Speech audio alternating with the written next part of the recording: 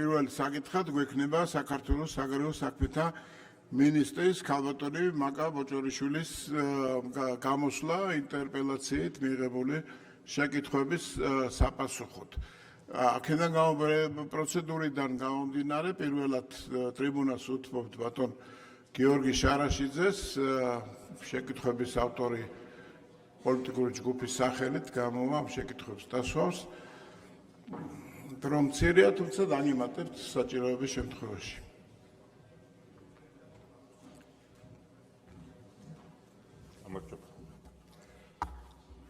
მოგესალმებით, მე ამ დროს ამ კითხვების წასაკითხად ნამდვილად ვერ გამოვიყენებ, თუმცა ჩემი გამოსვლა რა თქმა უნდა იქნება დაკავშირებული თავისთავად მხოლოდ ამ კითხვებთან, იმ 19 კითხვასთან, რაც ჩვენმა ფრაქციამ ქალბატონ მაკა ბოჭორიშვილს გაუგზავნა. როგორც მოგეხსენებათ, გასული წლის 4 ნოემბერს ევროკომისიამ გამოაქვეყნა ყოველწლიური ანგარიში ევროკავშირის გაფართოებასთან დაკავშირებით, კანდიდატ ქვეყნებთან მიმართებით და მათ შორის, რა თქმა უნდა, საქართველოსთან მიმართებით. ეს ანგარიში, რომელიც ახლა ხელთ მიჭირავს, იყო ისტორიულად ყველაზე კრიტიკული ანგარიში, რაც სამწუხაროდ განაპირობა ოცნების მიერ ბოლო წლებში საქართველოს დემოკრატიული განვითარებისა და ევროპული მომავლის გზიდან გადახვევა.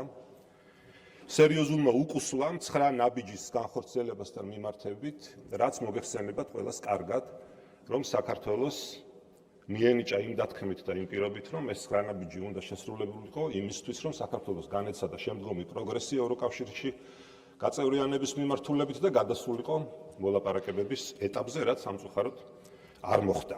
ნაცვლად იმისა, რომ დღეს ჩვენ გვიწევდეს საქართველოს მიერ მიღწეული პროგრესის შეფასება და ვიხილავდეთ და ვკამათობდეთ იმაზე, რა შეიძლებოდა გაკეთებულიყო უკეთ, ან უფრო სწრაფად დემოკრატიის, ადამიანის უფლებებისა და კანონის უზენაესობის სფეროებში, სამწუხაროდ გვიწევს ოცნების მთავრობას და კონკრეტულად მის საგარეო საქმეთა მინისტრს, რომელიც უშუალოდ არის პასუხისმგებელი საქართველოს საგარეო პოლიტიკაზე, რომ პარლამენტის ტრიბუნიდან უთხრათ კიდევ ერთხელ ჩვენი მოქალაქეების გასაგონად, რომ დიახ, ქალბატონო მაკა, თქვენ ხართ პასუხისმგებელი საქართველოს ევროკავშირში გაწევრიანების პროცესის ჩიხში შეყვანაზე. ყველაფერს თავის სახელი დავარქვათ. დიახ, თქვენ მოგეთხოვებათ ისევე როგორც ოცნების მთავრობას სრული შემოადგენლობით პასუხი იმაზე, თუ რატომ შეაჩერა საქართველომ ევროკავშირში გაწევრიანების პროცესი, რატომ გამოვიდა კონსტიტუციური ჩარჩოებიდან, როდესაც უხეშად დაარღვია საქართველოს კონსტიტუციის 78 მუხლით გათვალისწინებული ვალდებულება, რომლის თანახმად მოგეხსენებათ კონსტიტუციურმა ორგანოებმა ყველაფერი უნდა გააკეთონ საქართველოს ევროკავშირში და ჩრდილო-ატლანტიკური ხელშეკრულების ორგანიზაციაში ინტეგრაციისთვის. დღეს კი გვაქვს საპირისპირო რეალობა, როცა ოცნების მთავრობა არათუ არ იცავს საქართველოს კონსტიტუციას, არამედ უხეშად არღვევს მას, როცა ახორციელებს ისეთ ანტიდემოკრატიულ ქმედებებს, რომელიც სრულიად შეუსაბამოა ევროკავშირის მოლოდინებთან, ევროკავშირის კანდიდატი ქვეყნის მიმართ. სიმართლე არის ის, რომ საქართველოს დღეს ევროკავშირის წევრობისგან უფრო შორს არის, ვიდრე 2023 წელს, როდესაც მან კანდიდატის სტატუსი მიიღო. ეს საქართველოში ევროკავშირის ელჩის პაվել ჰერჩინსკის სიტყვებია და სამწუხაროდ რთულია და მეტიც შეუძლებელია არ დაეთანხმო მას, რადგან ოცნების მიერ ადამიანის ძირითადი უფლებებისა და თავისუფლებებისთვის ძირგამომთხრელი რეპრესიული საკანონმდებლო აქტების მიღებით, სასამართლო სისტემის პოლიტიკურ იარაღად გამოყენებით, სახელმწიფო ინსტიტუტების პარტიულ ვერტიკალზე სრულად დაქვემდებარებით და თანამედროვე დემოკრატიის უმთავრესი პრინციპის ძალაუფლების განაწილებისა და კონტროლისა და ბალანსის იგნორირებით, სისტემური პოლიტიკური აქციების მონაწილეების უსაფუძვლო დაპატიმრებებით, მედიასა და სამოქალაქო სივრცის შევიწროვებით, რაც პირდაპირ მიუთითებს, რომ სახეზეა არა მხოლოდ დემოკრატიული უკუსვლა, არამედ ავტორიტარული რეჟიმის გაძლიერება, საქართველოს სრულად დაშორდა ფუნდამენტურ ევროპულ ღირებულებებს, როგორიც არის ადამიანის უფლებები, კანონის უზენაესობა, სამართლიანი სასამართლო და დემოკრატიული მართლობა. ერთადერთი რაშიც ოცნებას ნამდვილად აქვს პროგრესი, ბრჭყალებში, რა თქმა უნდა, ეს არის დეზინფორმაციის გავრცელება და ევროკავშირის წინააღმდეგ მიმართული ნეგატიური პროპაგანდა, ანტიევროპული რიტორიკა, რომლის მიზანია საქართველოს მოსახლეობაში შიშისა და უნდობლობის დანერგვა ჩვენი მთავარი სტრატეგიული პარტნიორის მიმართ, იმ დიდი ევროპული ოჯახის მიმართ, რომლის წევრობაც საქართველოს მოსახლეობის უდიდესი ნაწილის არჩევანია მოგეხსენებათ. ასე რომ ქალბატონო მაკა დღეს თქვენ მოგიწევთ უპასუხოთ ჩვენს მიერ გამოგზავნილ კითხვებს და მოგიწევთ აუხსნათ საქართველოს მოქალაქეებს, რატომ ღალატობთ საქართველოს ისტორიულ არჩევანს, რაც რუსეთის გავლენისგან გათავისუფლებას და საქართველოს ევროპულ დემოკრატიულ მომავალს უკავშირდება და გაქვთ თუ არა დარჩენილი თუნდაც მცირედი რესურსი ან პოლიტიკური ნება, ან გნებავთ კომპეტენცია, რომ თქვენი მინისტრობის პირობებში საქართველოს შეძლოს და დაუბრუნდეს ევროკავშირში გაწევრიანების გზას. დიდი მადლობა და ვთხოვთ უპასუხოთ ჩვენს მიერ გამოგზავნილ კითხვებს. მადლობა.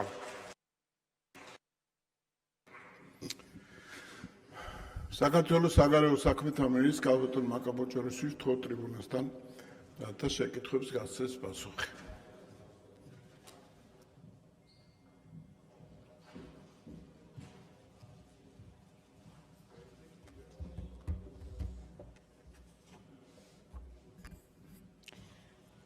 მოგესალმებით. პირველ რიგში მადლობას მოგახსენებთ კითხვებისთვის. მოხარულთ რომ ქუჩიდან დებატები პარლამენტში დაბრუნდა, რაც ნებისმიერი დემოკრატიული საზოგადოებისთვის ბევრად უფრო ჯანსაღი პროცესია, ვიდრე არჩევნების შედეგად პარლამენტის წევრობის მანდატ მოპოვებული პოლიტიკოსების ქუჩაში დგომა. შევეცდები ყველა თქვენს კითხვას შეძლებისდაგვარად ამომწურავი პასუხები გავსცე დროის შეზღუდვების გათვალისწინებით, ვიდრე შეკითხვებზე პასუხის გაცემას დავიწყებ ორიოდე სიტყვით, მსურს აღნიშნო, რომ თქვენი კითხვების ნაწილი სწორედ იმ პროპაგანდისტული ნარატივის გაგრძელებაა და მცდელობაა, რომ ეს ნარატივი განამტკიცოთ ჩვენს საზოგადოებაში და ეს ნარატივი მხოლოდ და მხოლოდ ხშირ შემთხვევაში სიცრუეს ეფუძნება.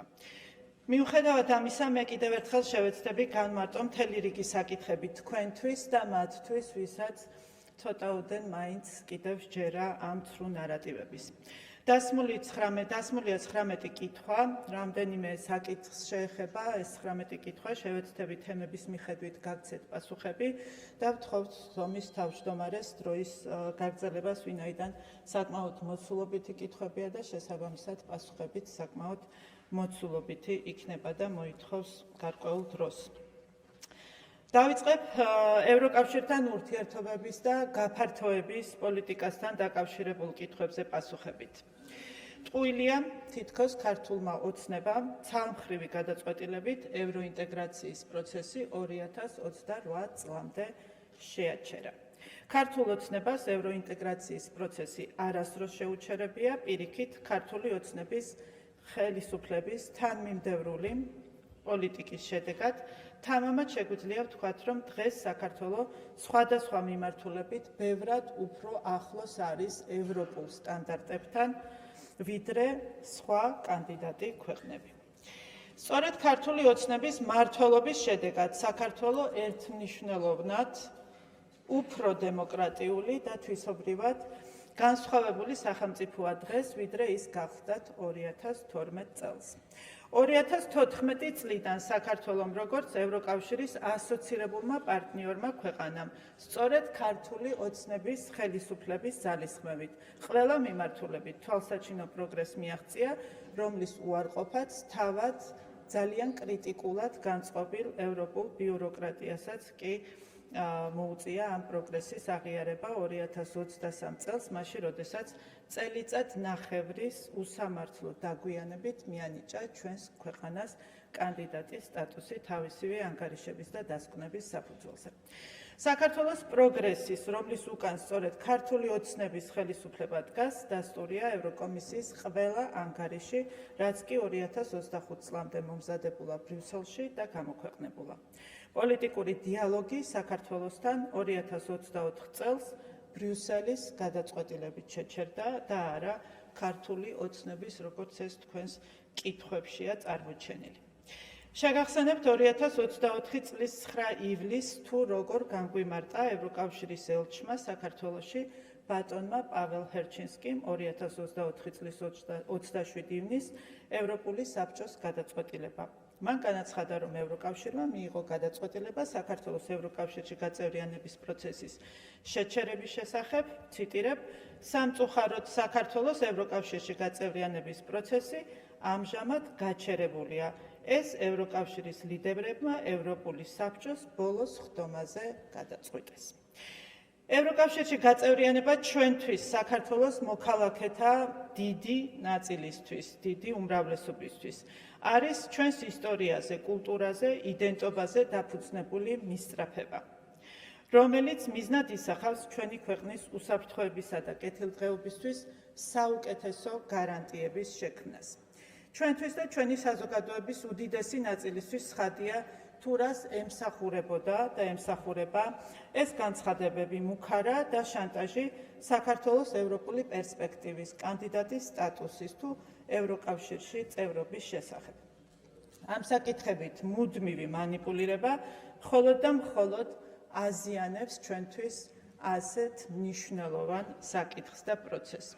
სწორედ ამიტომ 2024 წლის 28 ნოემბერს საქართველოს ხელისუფლებამ განაცხადა, ციტირებ განცხადებიდან, არავის მივცემთ საშუალებას დაგვტოვონ მუდმივი შანტაჟის და მანიპულაციის რეჟიმში, რაც ჩვენი ქვეყნის და საზოგადოებისთვის სრულიად შეურაცხყოფელია. შეგახსენებთ, რომ ამავე განცხადებით საქართველოს პრემიერ-მინისტრმა ირაკლი კობახიძემ ცალსახად განაცხადა, რომ ჩვენი სახელმწიფოებრივი ამოცანაა საქართველო 2030 წელს გახდეს ევროკავშირის წევრი ქვეყანა, რისთვისაც ძალისხმევას არ დავიშურებთ. 2030 წლისთვის საქართველო ყველა კანდიდატ ქვეყანაზე მეტად იქნება მზად ევროკავშირში გასაწევრიანებლად.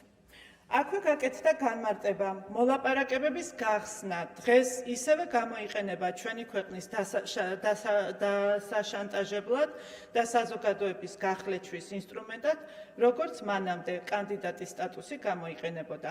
თავარი არაა ის, თუ როდოს გავხსნით მოლაპარაკებებს, არამედ ის, თუ როდის დავხურავთ მას. 2028 წლის ბოლო არის ის დრო, როდესაც საქართველო იქნება ეკონომიკური თვალსაზრისით სათანადოდ მომზადებული, რათა გახსნას მოლაპარაკებები 2030 წელს ევროკავშირში გასაწევრიანებლად. აქვე შეგახსენებთ, რომ გადაწყვეტილებას კანდიდატ ქვეყანასთან მოლაპარაკებების გახსნაზე იღებს ევროკავშირის საბჭო და არა თავად კანდიდატი ქვეყანა. კიდევ ერთხელ ხმამაღლა შეგვიძლია დღეს აქ განვაცხადოთ საქმე შანტაჟის ნაცვლად.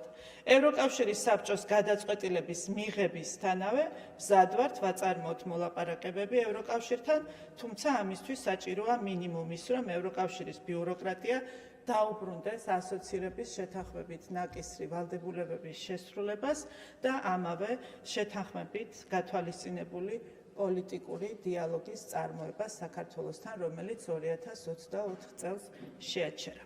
სხვაგვარად, ნებისმიერი ფორმით გამოხატული წუხილი ქართველი ხალხის ევროპულ მომავალზე ვერ იქნება გულწრფელი და მხოლოდ ქართველი ხალხის პოლარიზაციის მიზანს მოემსახურება, რაც ვერანაირად ვერ იქნება ჩვენი მხრიდან მიღებული და შეფასებული როგორც მეგობრული სულისკვეთება. რაც შეეხება ეგრეთ წოდებულ 9 ნაბიჯს და მის შესრულებას. აღსანიშნავია, რომ 9 ნაბიჯი არასდროს არავის განუსაზღვრავს საქართველოს ევროკავშირთან მოლაპარაკებების დაწყების წინაპირობად. დღეს 9 ნაბიჯიდან ბევრი დებულება უკვე არარელევანტურია საქართველოს ევროკავშირის ურთიერთობებისთვის. თუმცა, აქვე შეგახსენებთ, რომ 9 ნაბიჯის ფარგლებში გადადგმული კონკრეტული ნაბიჯების შესახებ ანგარიშები არაერთხელ მომზადებულა წარდგენილა ევროპული მხარისთვის, ამ ანგარიშების მოპოვება აქვე შეგიძლიათ ევროინტეგრაციის კომიტეტში, ამის შესახებ ინფორმაცია, როგორც გითხარით, ევროკავშირის და ევროკომისიასაც მიეწოდებოდა, ასევე შეგიძლიათ იხილოთ 2024 წლის გაფართოების ანგარიში, რომელიც აფასებს საქართველოს ევროინტეგრაციის პროცესს. აღნიშნული ანგარიში იძლევა შესაძლებლობას გაკეთდეს საქართველოს, უკრაინის და მოლდოვის პროგრესის შედარებითი ანალიზი, მე აქ მაქვს ცხრილი, თუ არ გახსოვთ, შემიძლია გაგიზიაროთ, სადაც თვალნათლივ ჩანს, თუ ვინ სად არის პროგრესის მიხედვით და მიუხედავად იმისა, რომ საქართველო ევროკომისიის მხრიდან ძალიან ხშირად გამოიყენება საქართველოს მიმართ ორმაგი სტანდარტები, განსაკუთრებულად მძაფრი კრიტიკული დამოკიდებულება ყველასთვის თვალშისაცემია, საქართველოს შეფასებაში მაინც თვალნათლივ ჩანს თუ რამდენად წინ არის საქართველო სხვა კანდიდატ ქვეყნებთან შედარებით ევროკავშირში გაწევრიანების კრიტერიუმების დაკმაყოფილების თვალსაზრისით.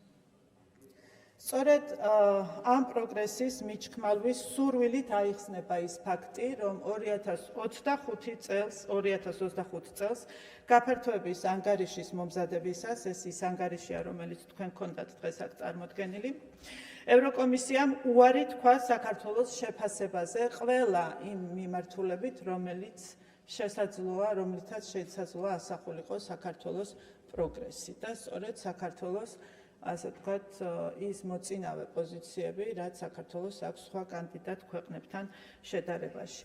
და ამით დამტკიცდებოდა, რომ საქართველო თუნდაც მოლაპარაკებების გასახსნელად ბევრად უფრო მზად არის, ვიდრე უკრაინა და მოლდოვა. სწორედ ამიტომ ევროკომისიამ ამ შემთხვევაში სულ სხვა თავისივე მეთოდოლოგიაზე თქვა რეალურად უარი და სულ სხვაგვარად მოამზადა ის ანგარიში. ჩვენ ამის თაობაზე 2025 წლის 4 ნოემბერს გავაკეთეთ განცხადება, თქვენ შეგიძლიათ იხილოთ საგარეო საქმეთა სამინისტროს განცხადება, სადაც ასახულია ჩვენი პოზიცია ამ ანგარიშთან დაკავშირებით. აქვე გაცნობებთ, რომ მომდევნო ანგარიშის მოსამზადებლად ჩვენ უკვე მუშაობთ მასალების წარსადგენად და კითხვებზე პასუხების გასაცემად, იმისათვის, რომ ევროკომისიას ჰქონდეს შეფასების შესაძლებლობები და ამ ანგარიშთან ერთად ჩვენ ვაპირებთ, რომ ჩვენი შენიშვნები და კომენტარები, რაც გაკეთდა სხვადასხვა უწყებების მხრიდან 2025 წლის გაფართოების ანგარიშთან დაკავშირებით, ასევე წარუდგინოთ ევროკომისიას იმისათვის, რომ უპასუხოდ არ დარჩეს ის საკითხები, რაც უსამართლოდ იქნა შეფასებული 2025 წლის ანგარიში, თუ შეიძლება ამას საერთოდ შეფასება ვუწოდოთ. ერთადერთი საკითხი, რომელსაც აქ შევეხები, როგორც ჩვენთვის პრობლემურ თემას ევროკომისიის შეფასების კონტექსტში, რომელიც ხშირად ჟღერდება და მომავალშიც გაჟღერდება, ეს გახლავთ ევროკავშირის საგარეო და უსაფრთხოების პოლიტიკასთან საქართველოს თანხმედრა, რომელიც ხშირად მხოლოდ ევროკავშირის განცხადებებზე მიერთების სტატისტიკით იზომება. ჩვენი ქვეყნის გეოპოლიტიკური მდებარეობის, რუსეთის მიერ ჩვენი ორი რეგიონის ოკუპაციიდან გამომდინარე, უსაფრთხოების გამოწვევების გათვალისწინებით, ჩვენ გვმართებს გამორჩეული სიფრთხილე ნებისმიერი პროცესის შეფასების და მით უმეტეს კონკრეტული საგარეო პოლიტიკური ნაბიჯების გადადგმის დროს. ჩვენ ვერასდროს დავუშვებთ, რომ უბრალო სტატისტიკის გაუმჯობესების სურვილით დამატებითი საფრთხე შევუქმნათ ჩვენს ეროვნულ ინტერესებს. შესაბამისად, საქართველო, ვიდრე ის არ გახდება ევროკავშირის სრულფასოვანი წევრი, საქართველოს გაუჭირდება ევროკავშირის საგარეო პოლიტიკასთან სრულ თანხმედრაში ყოფნა. ცხრანაბიჯის კონტექსტში აუცილებლად უნდა აღინიშნოს, რომ ის ასევე ეხებოდა საქართველოს პარლამენტში ოპოზიციის ჩართულობას. მასში საუბარი იყო არჩევნებზე. შესაბამისად, როდესაც თქვენ ეძებთ ცხრანაბიჯის შესრულებაზე პასუხისმგებლებს, ოპოზიცია არ უნდა გაექცეს თავის წილ პასუხისმგებლობას. არჩევნების არაღიარების უსაფუძვლო პოლიტიკით და ოპოზიციის მიერ დემოკრატიულ პროცესზე უარის თქმით, საფუძველი მიეცა ევროპულ ბიუროკრატიას, ესაუბრა ეგრეთ წოდებულ დემოკრატიულ უკუსვლაზე, რის გამოც მაგალითად ქალბატონმა კაია კალასმა 2025 წლის 20 ოქტომბერს საქართველო არ მიიწვია დაკავშირებადობის შესახებ მინისტერიალზე, სადაც მიწვეული იყო ცენტრალური აზიის 5-ვე სახელმწიფო საგარეო საქმეთა მინისტრი, მიწვეული იყო აზერბაიჯანის, სომხეთის და თურქეთის საგარეო საქმეთა მინისტრები და სწორედ დემოკრატიული ეგრეთ წოდებული უკუსვლა იყო საქართველოს ამ შემადგენლობაში არ ყოფნის მიზეზი, რაც აბსოლუტურად ღიმილის მომგვრელია, პარადოქსულია ეს მიდგომა, როდესაც ქვეყანა, რომელიც დღეს ევროკავშირისთვის არის მთავარი ქვეყანა დაკავშირებადობის თვალსაზრისით, განსაკუთრებით, როდესაც ცენტრალურ აზიასთან დაკავშირებადობაზე ვსაუბრობთ, არ იყოს მოლაპარაკებების მაგიდასთან. რაც შეეხება უსამართლო მიდგომებს, ამასთან დაკავშირებითაც გქონდათ კითხვები, სამწუხაროდ უკვე იმდენია ასეთი ევროკავშირის ბიუროკრატიის მხრიდან, რომ მათი სრულად ჩამოთვლა ძალიან მძიმე სურათს ქმნის, ამიტომ მე მხოლოდ მსხვილ თემებს შევეხები, რომელიც ყველაზე ნათლად ასახავს საქართველოსთან დამოკიდებულების უსამართლობას. ევროკავშირის წევრობის კანდიდატის სტატუსის მინიჭებაზე უარი 2022 წელს ივნისში, მაშინ როდესაც უკრაინას და მოლდოვას მიენიჭა კანდიდატის სტატუსი იყო უსამართლო. ამ უსამართლო გადაწყვეტილების ერთადერთი შედეგი გახლდათ ის, რომ ეს გამოყენებული იქნა საქართველოში საზოგადოების კიდევ უფრო პოლარიზებისთვის და პოლიტიკური პროცესების რადიკალიზაციის მიზნებისთვის. 2022 წელს არ არსებობდა არანაირი გეოპოლიტიკური თუ პრაქტიკული საფუძველი, რაც გაამართლებდა ამ უსამართლო გადაწყვეტილებას საქართველოსთან მიმართებაში. ევროკავშირის გადაწყვეტილების უსამართლობა მაშინვე რომ ცხადად არ გამოჩენილიყო, ევროკომისიამ 2022 წლის ივნისში არ გამოაქვეყნა თავისივე პროცედურებით გათვალისწინებული ანალიტიკური ანგარიში, რომელსაც პოლიტიკური გადაწყვეტილება უნდა დაფუძნებოდა. ანგარიში გამოქვეყნდა რამდენიმე თვის დაგვიანებით, შეგახსენებთ 2023 წლის 2 თებერვალს, სადაც ამ გადაწყვეტილების უსამართლობა უკვე დოკუმენტურად იქნა წარმოჩენილი და ყველას შეეძლო ენახა, თუ რამდენად წინ იყო უარნათქვამი საქართველო უკრაინასთან და მოლდოვასთან შედარებით, რომელსაც მიანიჭეს კანდიდატის სტატუსი. ევროპარლამენტის რეზოლუციები არის უსამართლო დამოკიდებულების თვალსაჩინო მაგალითი. 2022 წლიდან მოყოლებული საქართველოს შესახებ ევროპარლამენტმა მიიღო 10 ტენდენციური და სრულიად უსამართლო რეზოლუცია, რომლებიც ცდება საღაზრს და ობიექტურობის მინიმალურ ნიშნულს. პოლიტიკური დიალოგის შეჩერების შესახებ განცხადებაც უსამართლობა გახლავთ მაშინ, როდესაც ევროკავშირი პოლიტიკურ დიალოგს აწარმოებს ყველასთან, ყველანაირი პოლიტიკური წყობის, მისწრაფების თუ განწყობების სახელმწიფოებთან. საქართველოსთან გაბუტვის პოლიტიკა უსამართლობაა და ასევე საღაზრს მოკლებულია მით უმეტეს მაშინ, როდესაც აცხადებ, რომ ქართული ხალხის ევროპულ მისწრაფებებზე შეგტყივა გული. ისიც უნდა ითქვას, რომ ევროკავშირის ბიუროკრატიის ამგვარი დამოკიდებულება წინააღმდეგობაში მოდის ასოცირების შეთანხმებასთან, რომელიც ასევე მოიცავს საქართველოსთან სხვადასხვა მიმართულებით პოლიტიკური დიალოგის წარმოების ვალდებულებას. ამ უსამართლო გადაწყვეტილების შედეგად საქართველოს ევროკავშირის ასოცირების საბჭოს, ასოცირების კომიტეტების თუ ქვეკომიტეტების არც ერთი შეხვედრა აღარ ჩატარებულა. ბოლოს ასოცირების საბჭოს შეხვედრა 2024 წლის 20 თებერვალს გაიმართა, მიუხედავად იმისა, რომ ქართულ მხარეს არასდროს განუცხადებია უარი ევროკავშირთან დიალოგზე. უფრო მეტიც, მაშინ, როდესაც დავინახეთ შესაძლებლობა ადამიანის უფლებების შესახებ დიალოგი გამოგვეყენებინა ევროკავშირსა და საქართველოს შორის დიალოგის განახლებისთვის, ეს ხომ ის საკითხებია, რომელზეც ძალიან ხშირად აპელირებს ევროკავშირის მხარე, როგორც დიალოგის შეწყვეტის საფუძველზე, თქვენს ახსენეთ ეს, გულწრფელად იყო შეთავაზება, რომ სწორედ ამ საკითხებზე საქართველოსთან ჩატარებულიყო ადამიანის უფლებების შესახებ დიალოგი. ქართული ოცნების ხელისუფლება სრულიად მზად იყო ამ დიალოგის წარმოებისთვის, თუმცა ისევ და ისევ ეს საკითხიც ევროკავშირის მხრიდან გამოყენებულ იქნა მხოლოდ და მხოლოდ მანიპულაციისთვის.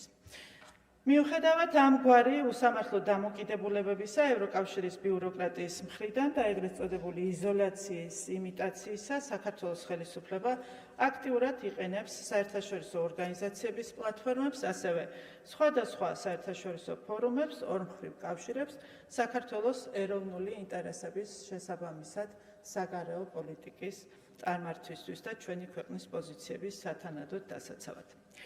გადაწყვეტილება დიპლომატიური პასპორტების მფლობელებისთვის უვიზო მიმოსვლის შეჩერების შესახებ. ასევე უსამართლობაა და სრულიად უსაფუძვლოა, თუ როგორ შეიძლება, ეს არის კარგი მაგალითი იმისა, თუ როგორ შეიძლება ევროკავშირის ნებისმიერი პოლიტიკის ინსტრუმენტად გამოყენება ბრიუსელის ბიუროკრატიის მხრიდან საქართველოში შიდა პოლიტიკური დღისწესრიგის და წნეხის შესაქმნელად.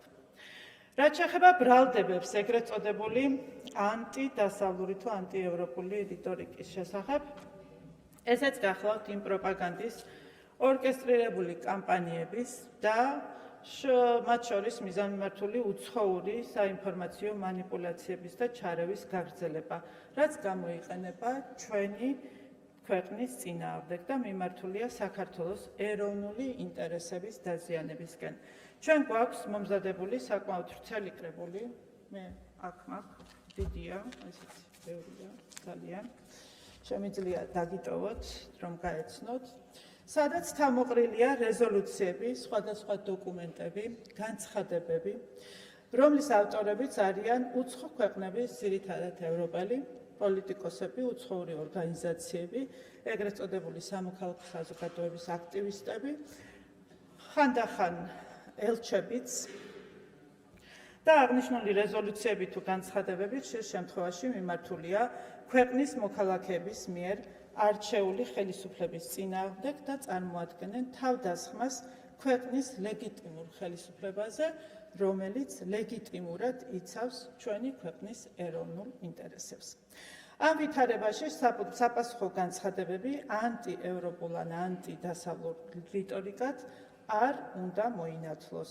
ვერ ნახავთ ვერც ერთ ოფიციალურ განცხადებას, რომელსაც შეიძლება მიეცეს ამგვარი კვალიფიკაცია. 2024-25 წლებში განხორციელებული საკანონმდებლო ცვლილებების შედეგად პროექტების შეჩერებასთან დაკავშირებით ჰქონდათ შეკითხვა. ამასთან პასუხად თამამად შეიძლება ითქვას, რომ საქართველოს პარლამენტის მიერ 2024-25 წლებში მიღებულ კანონებს და რეგულაციებს, რომლებიც მიზნად ისახავდნენ უცხოური ჩარევების პრევენციას პოლიტიკაში და უცხოური გავლენის გამჭვირვალობას, არც ერთი პროექტი არ შეუჩერებია ან გაუუქმებია. დღეს ვფიქრობ, აღარავის უნდა კონდეს კითხვები პოლიტიკაში უცხოური ჩარევების პრევენციის და უცხოური გავლენების გამჭვირვალობის აუცილებლობასთან დაკავშირებით.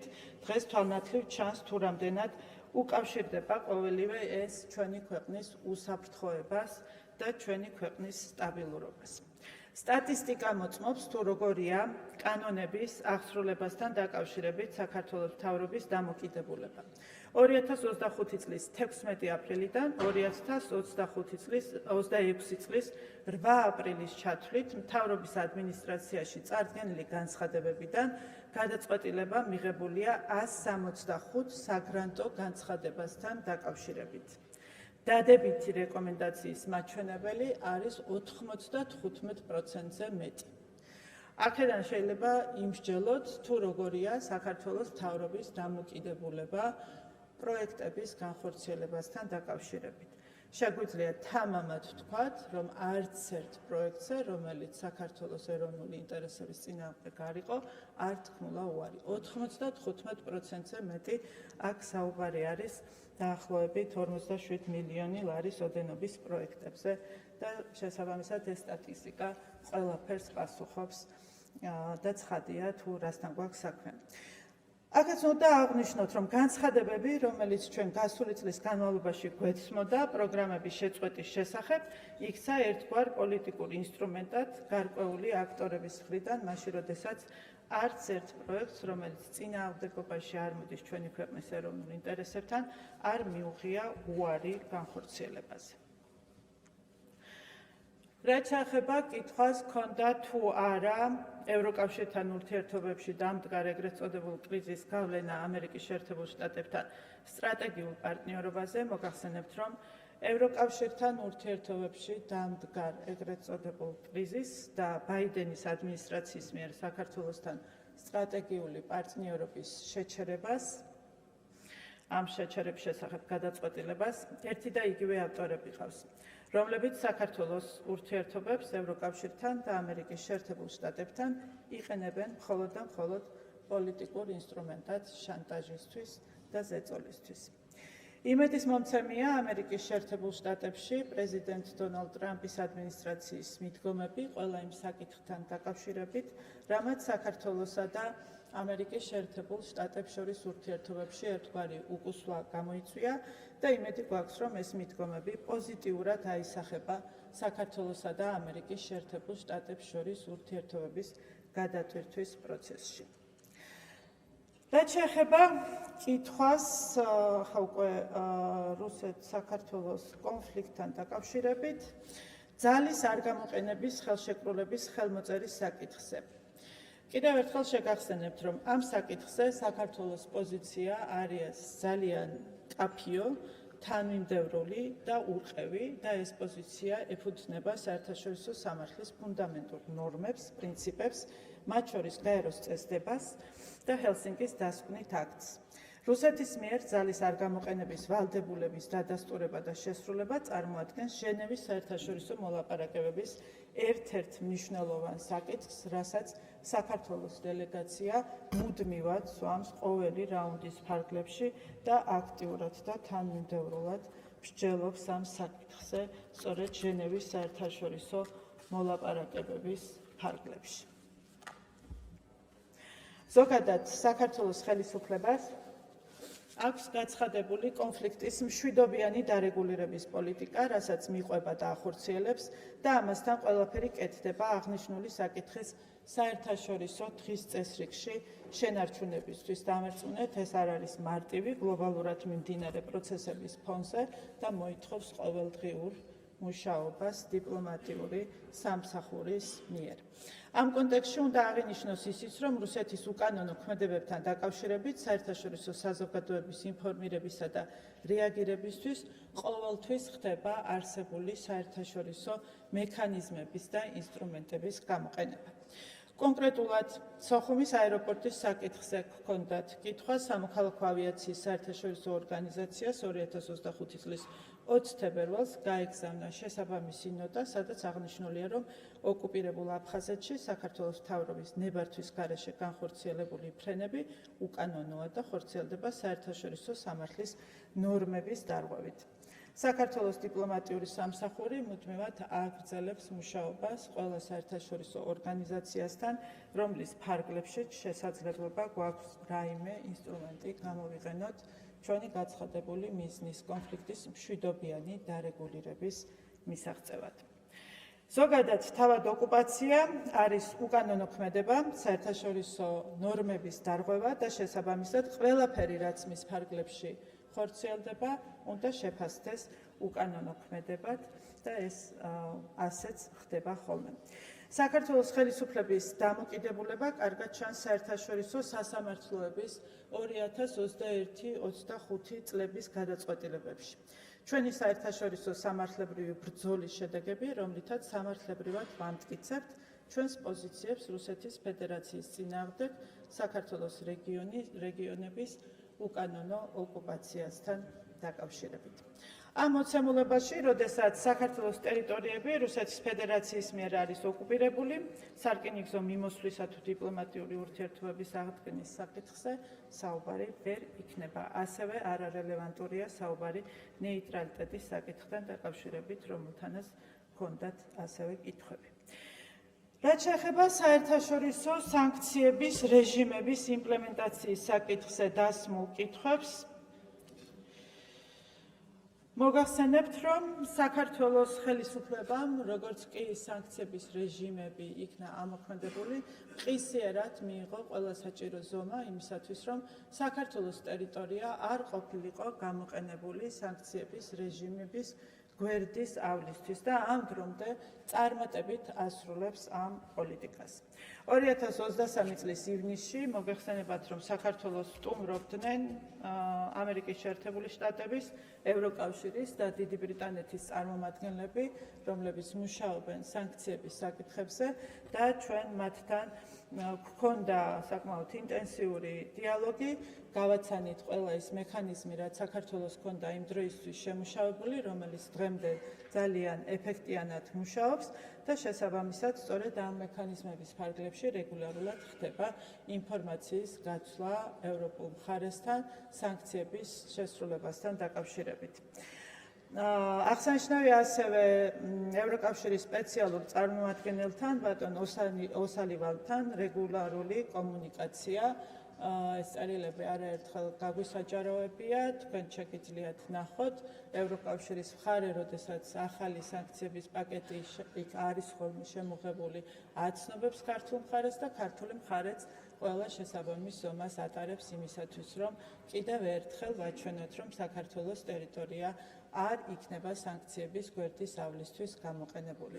დღემდე არ არსებობს არც ერთი ფაქტი ამის დამადასტურებელი, რომ საქართველოს ტერიტორიის გავლით რაიმე დაშავდა, მიუხედავად ამისა, მუდმივად გვესმის სპეკულაციები ამ თემაზე, რაც ძალიან სამწუხაროა.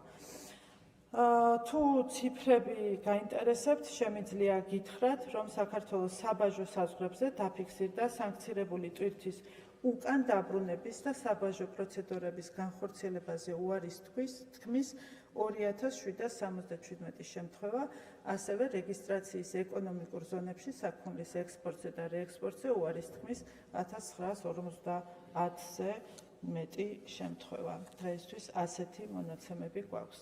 2022 წლიდან სანქციებთან დაკავშირებული საფუძვლით 61 გემს ეთქვა უარი საქართველოს პორტებში შემოსვლაზე. მიუხედავად ამისა, ამ ციფრებისა და ამ ძალისხმევისა, მიუხედავად იმისა, რომ საქართველო კედილსინდისიერად ასრულებს სანქციების რეჟიმს, არ წყდება ამ თემით ისევ და ისევ სპეკულაციები და აღნიშნული საკითხის გამოყენება საქართველოს წინააღმდეგ. მიუხედავად იმისა, რომ სანქციების გვერდისავლის არც ერთი ფაქტი არ დაფიქსირებულა საქართველოს ტერიტორიის გამოყენებით, რეგულარულად ხორციელდება შეტევები საქართველოზე, როგორც ქვეყნის შიგნით მოქმედი სატელიტების, ასევე ქვეყნის გარე ძალების მიერ. ეს ფაქტიც მოწმობს იმაზე, რომ ჩვენი ქვეყანა არის გარკვეული ძალების სამიზნე, რომლებიც არიშულებენ ძალისხმევას, საფრთხე შეუქმნან ჩვენი ქვეყნის ეროვნულ ინტერესებს, ჩვენ ქვეყანაში მშვიდობას და უსაფრთხოებას და ნებისმიერი საკითხი გამოიყენონ ამ მიზნების მისაღწევად. ამ მოცემულობაში საქართველოს ხელისუფლების ბრძოლა საქართველოს ინტერესების დასაცავად არც თუ ისე მარტივია, მაგრამ მხოლოდ სიამაყით შეგვიძლია ვთქვათ, რომ წარმატებით ვახერხებთ ურთულეს გეოპოლიტიკურ მოცემულობაში ჩვენს ქვეყანაში მშვიდობის და უსაფრთხოების შენარჩუნებას და სტაბილური ეკონომიკური განვითარებისთვის და კეთილდღეობისთვის სათანადო პირობების შექმნას. კიდევ ერთხელ მადლობას მოგახსენებთ თქვენი კითხვებისთვის, იმედი მაქვს აუნწურავად უპასუხე თქვენს მიერ დასმულ კითხვებს, აქვე გამოვხატავ მზადყოფნას ნებისმიერ დროს, როცა საჭირო იქნება დისკუსია ნებისმიერ ჩვენი ქვეყნისთვის მნიშვნელოვან საკითხზე, მზად ვარ გეწვიოთ და გიპასუხოთ კითხვებზე. მადლობა. ქალბატონო მაკა, არჩე ტრიბუნასთან ვინაიდან რეგლამენტის მიხედვით ერთ შეკითხვას დამაზუსტებელს ალბათ კვლავ ბატონი გიორგი შარაშიძე დასვავს და შემდეგ თქვენი პასუხის შემდეგ ამას მოყვება სხვა შეკითხვები და აი მაშინ შეგიძლიათ დასხდეთ იმედია 2 წუთი გეყოფათ ბატონო გიორგი რომ შეკითხვა დასვათ ადგილიდან. კი ბატონო, მადლობა. ნუ რა გითხრათ, დიდი გაგახაროთ თქვია ამ თქვენს გამოსვლას ქალბატონო მაკა. რაც შეეხება დამაზუსტებელ კითხვებს.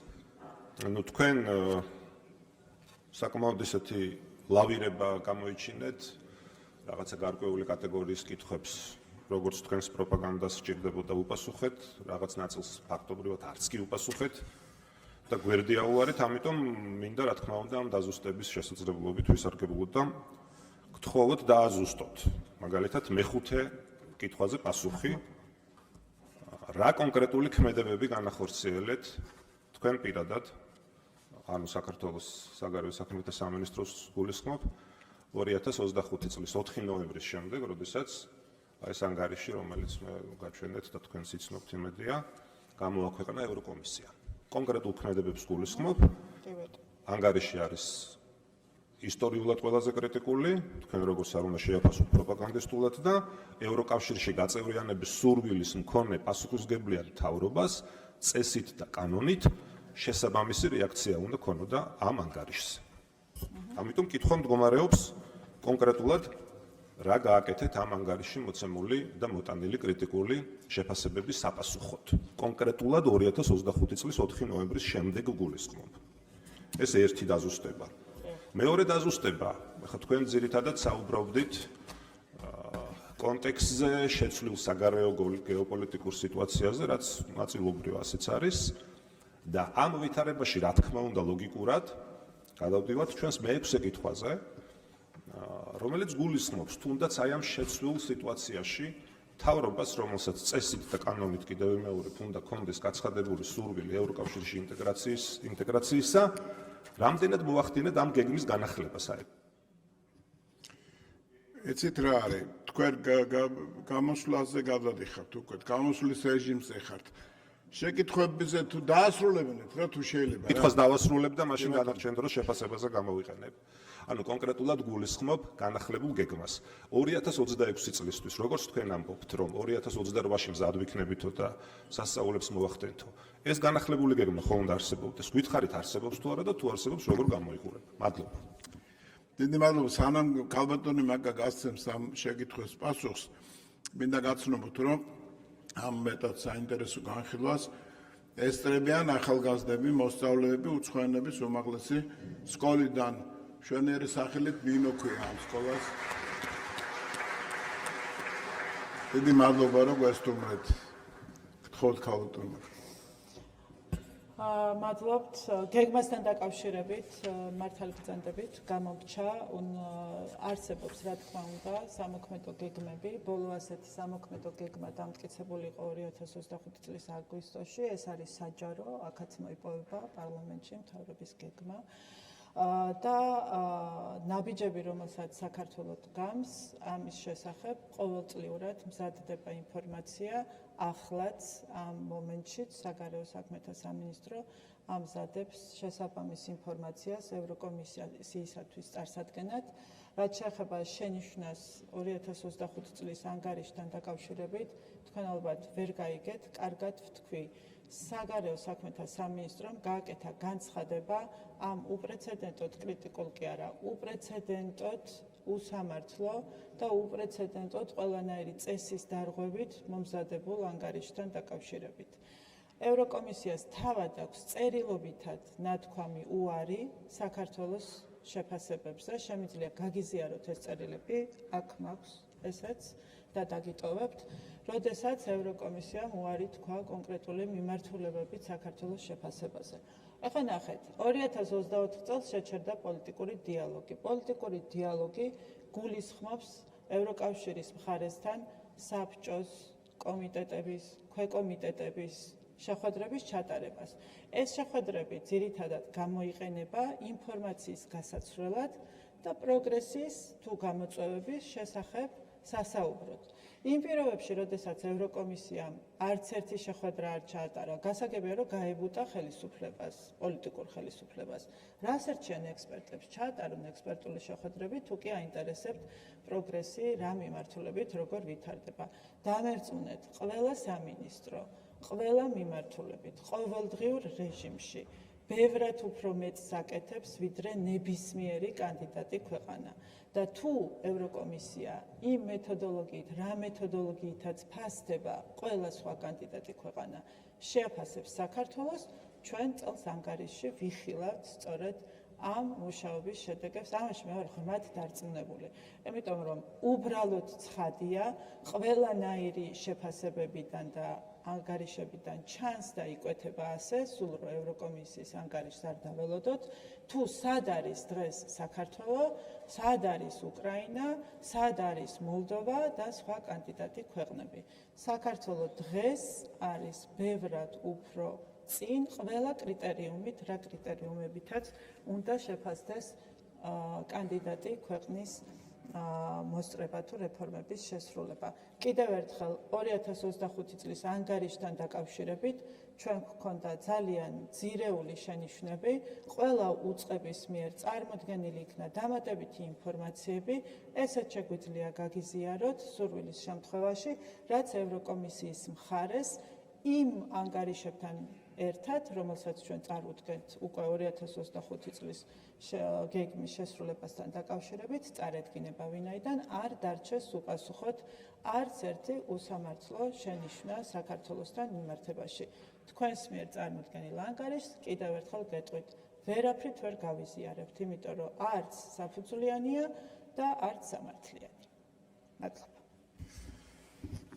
რამოდენიმე ხუთი შეკითხვაა. შეგიძლიათ ქალბატონმა დაიკავოთ ადგილი, ჩაენიშნოს ეს შეკითხვები და ბატონო. შემდეგ ან შესვენება მოითხოვოთ, ან პირდაპირ გასცეთ პასუხები. პირველი შეკითხვის ავტორი იქნება ბატონი ილია ანჯია. მოგესალმებით. დიდი მადლობა ქალბატონმა გაწარმოდგენილი ინფორმაციისთვის და ანგარიშისთვის. თქვენს გამოსვლაში და ანგარიში ხაზი გაუსვით იმ უსამართლო დამოკიდებულებების ჩამონათვალს, რომელიც იყო ევროკომისიიდან, ევროსაბჭოდან და ბევრ თემას ეხებოდა, ბევრი მიმართულებით იყო მსგავსი უსამართლო დამოკიდებულებები, რომლებიც გრძელდება დღესაც, ეს არ დამთავრებულა, რამოდენიმე წლის წინ დაიწყო და ამ რეჟიმში გვიწევს ჩვენ პატარა ქვეყანას პასუხების გაცემა, ჩვენი ქმედებების გათვლა და ჩვენი პოლიტიკის წარმოება, რომელიც უნდა აუცილებლად იყოს ჩვენი ქვეყნის ინტერესებიდან გამომდინარე.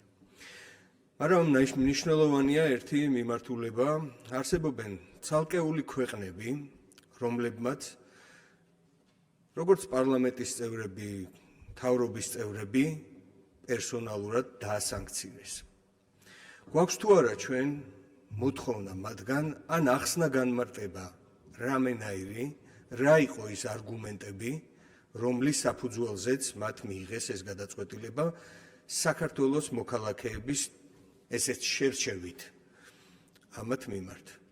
და რა პასუხი გვაქვს მსგავსი კითხვის დასმის შემდეგ და თუ გვაქვს რამე არგუმენტები მაგათგან წარმოდგენილი ამ მიმართულებით. დიდი მადლობა, ეს იყო ჩემი შეკითხვა. შეგახსენებთ, რომ 7 კაციან ჯგუფს შეუძლია ერთი შეკითხვა დასვას და ვინაიდან ევროპელი სოციალისტები შეთანხმდნენ ხალხის ძალასთან, თითო შეკითხვას გაიყოფენ, ასე რომ ხალხის ძალის წარმომადგენელს ბატონ ზურაბ გადაგიძებს თქო დასვას თავი შეკითხვა. მოგესალმებით, კოლეგებო, მოგესალმებით, ქალბატონო მინისტრო, პირველ რიგში აუცილებლად წარმატებას გისურვებთ, გამომდინარე იქიდან, თუ როგორ ტურბულენტურ გეოპოლიტიკურ ვითარებაში უწევს ჩვენ ქვეყანას და განსაკუთრებით თქვენ როგორც ამ ფლანგის მედროშეს ყოფნა. მე კონკრეტული საკითხი მაინტერესებს. ყველა თანხმდებით, რომ საელჩო არ არის მხოლოდ პოლიტიკური წარმომადგენლობა და ის უნდა იყოს ერთგვარი ჰაბი, რომელიც აერთიანებს ადგილობრივ ქართულ ინტელექტუალურ კაპიტალს, აქტიურად ეხმარება ჩვენს დიასპორულ ორგანიზაციებს და იყენებს მათ რესურსებს ჩვენი ქვეყნისთვის. შესაბამისად ეხმარება ქართულ ბიზნესს ადგილობრივ ბაზარზე გასვლაში და ცდილობს მოიზიდოს ახალი ინვესტიციები ქვეყანაში. შესაბამისად, კითხვაც აქედან გამომდინარე მინდა დაგისვათ. როგორ ფასდება დღეს ჩვენი საელჩოების მუშაობის ეფექტურობა ეკონომიკური დიპლომატიის კუთხით? არსებობს თუ არა კონკრეტული ინდიკატორები ან სისტემები, რომლებიც ზომავს თუ რამდენად დაეხმარა ესა თუ ის საელჩო ქართულ ბიზნესს ადგილობრივ ბაზარზე გასვლაში და ზოგადად ინვესტიციების მხრივ თუ არსებობს ასეთი კონკრეტული შეფასების სისტემა თუ მოიზიდა ქვეყანაში ამა თუ იმ დიპლომატმა და დიპლომატიურმა წარმომადგენელმა და აქედან გამომდინარე ამ კითხვის ლაითმოტივი რამ განაპირობა რომ თუ კი არ არსებობს იქნებ რაიმე ასეთი სისტემა იქნას მოფიქრებული ეგრეთ წოდებული ინდიკატორების შეფასების სისტემა KPI-ის ვარიანტში რომელიც პირდაპირ დაუკავშირებს მათ საქმიანობას ეკონომიკურ შედეგებს ციფრებში რამდენად აქტიურად ახერხებენ ჩვენი დიპლომატები ადგილობრივი დიასპორის ბიზნეს რესურსის მობილიზებას და ზოგადად ქართული ექსპორტის მხარდასაჭერად და ქვეყანაში ინვესტიციების მოსაზიდად რამდენად ციფრების თვალსაზრისით როგორ მუშაობენ ჩვენი საელჩოები. დიდი მადლობა. ბატონი შალვა კერესელიძე. გამარჯობათ ქალბატონო. საქართველოს ტერიტორიაზე ქართული მიწის დაცვისთვის და ქართული საპოლიციო საგუშაგოს ჩადგმისთვის ცხინვალის რიტორიკით ასამართლებთ საქართველოს ყოფილ პრემიერ-მინისტრ გიორგი გახარიას, რითაც გამოუსწორებელ ზიანს აყენებთ საქართველოს სუვერენიტეტს და ჩვენი ქვეყნის რეპუტაციას.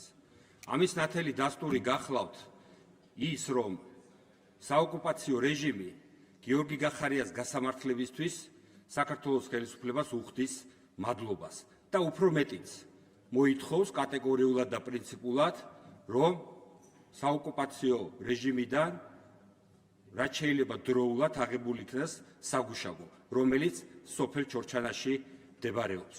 გესმით ალბათ რაზე აქვს საუბარი. საუბარია იმაზე, რომ ხასურის მუნიციპალიტეტში შემავალი სოფელი ჩორჩანა, რომელიც საქართველოს ტერიტორიას მიეკუთვნება და რომელიც გიორგი გახარიამ დაიცვა ოკუპაციისგან, დღეს საოკუპაციო რეჟიმი საკუთარ ტერიტორიად თვლის. და ამასთან დაკავშირებით კიდევ საქართველოს საგარეო საქმეთა სამინისტროს არაფერი განცხადება არ გაუკეთებია, არაფერი პოზიცია არ დაუფიქსირებია და საოკუპაციო რეჟიმისთვის პასუხი არ გაუწია. ჩვენ გვაინტერესებს თქვენგან კითხვა გვაინტერესებს თქვენ როგორც საქართველოს საგარეო საქმეთა მინისტრი, რა პოზიცია გაგაჩნიათ აღნიშნულ საკითხთან დაკავშირებით და რატომ მალავთ და უმალავთ საქართველოს და ქართულ მოსახლეობას ინფორმაციებს და ჟენევის ფორმატში რა პოზიციას იკავებთ ჩორჩანას საქმესთან დაკავშირებით. თუ ეს ისევე ბოდიშის გაგრძელებაა ოკუპანტების მიმართ, რაც წინასაარჩევნოდ თქვენი პარტიის ხელმძღვანელობამ ოკუპანტებს გამოუცხადა.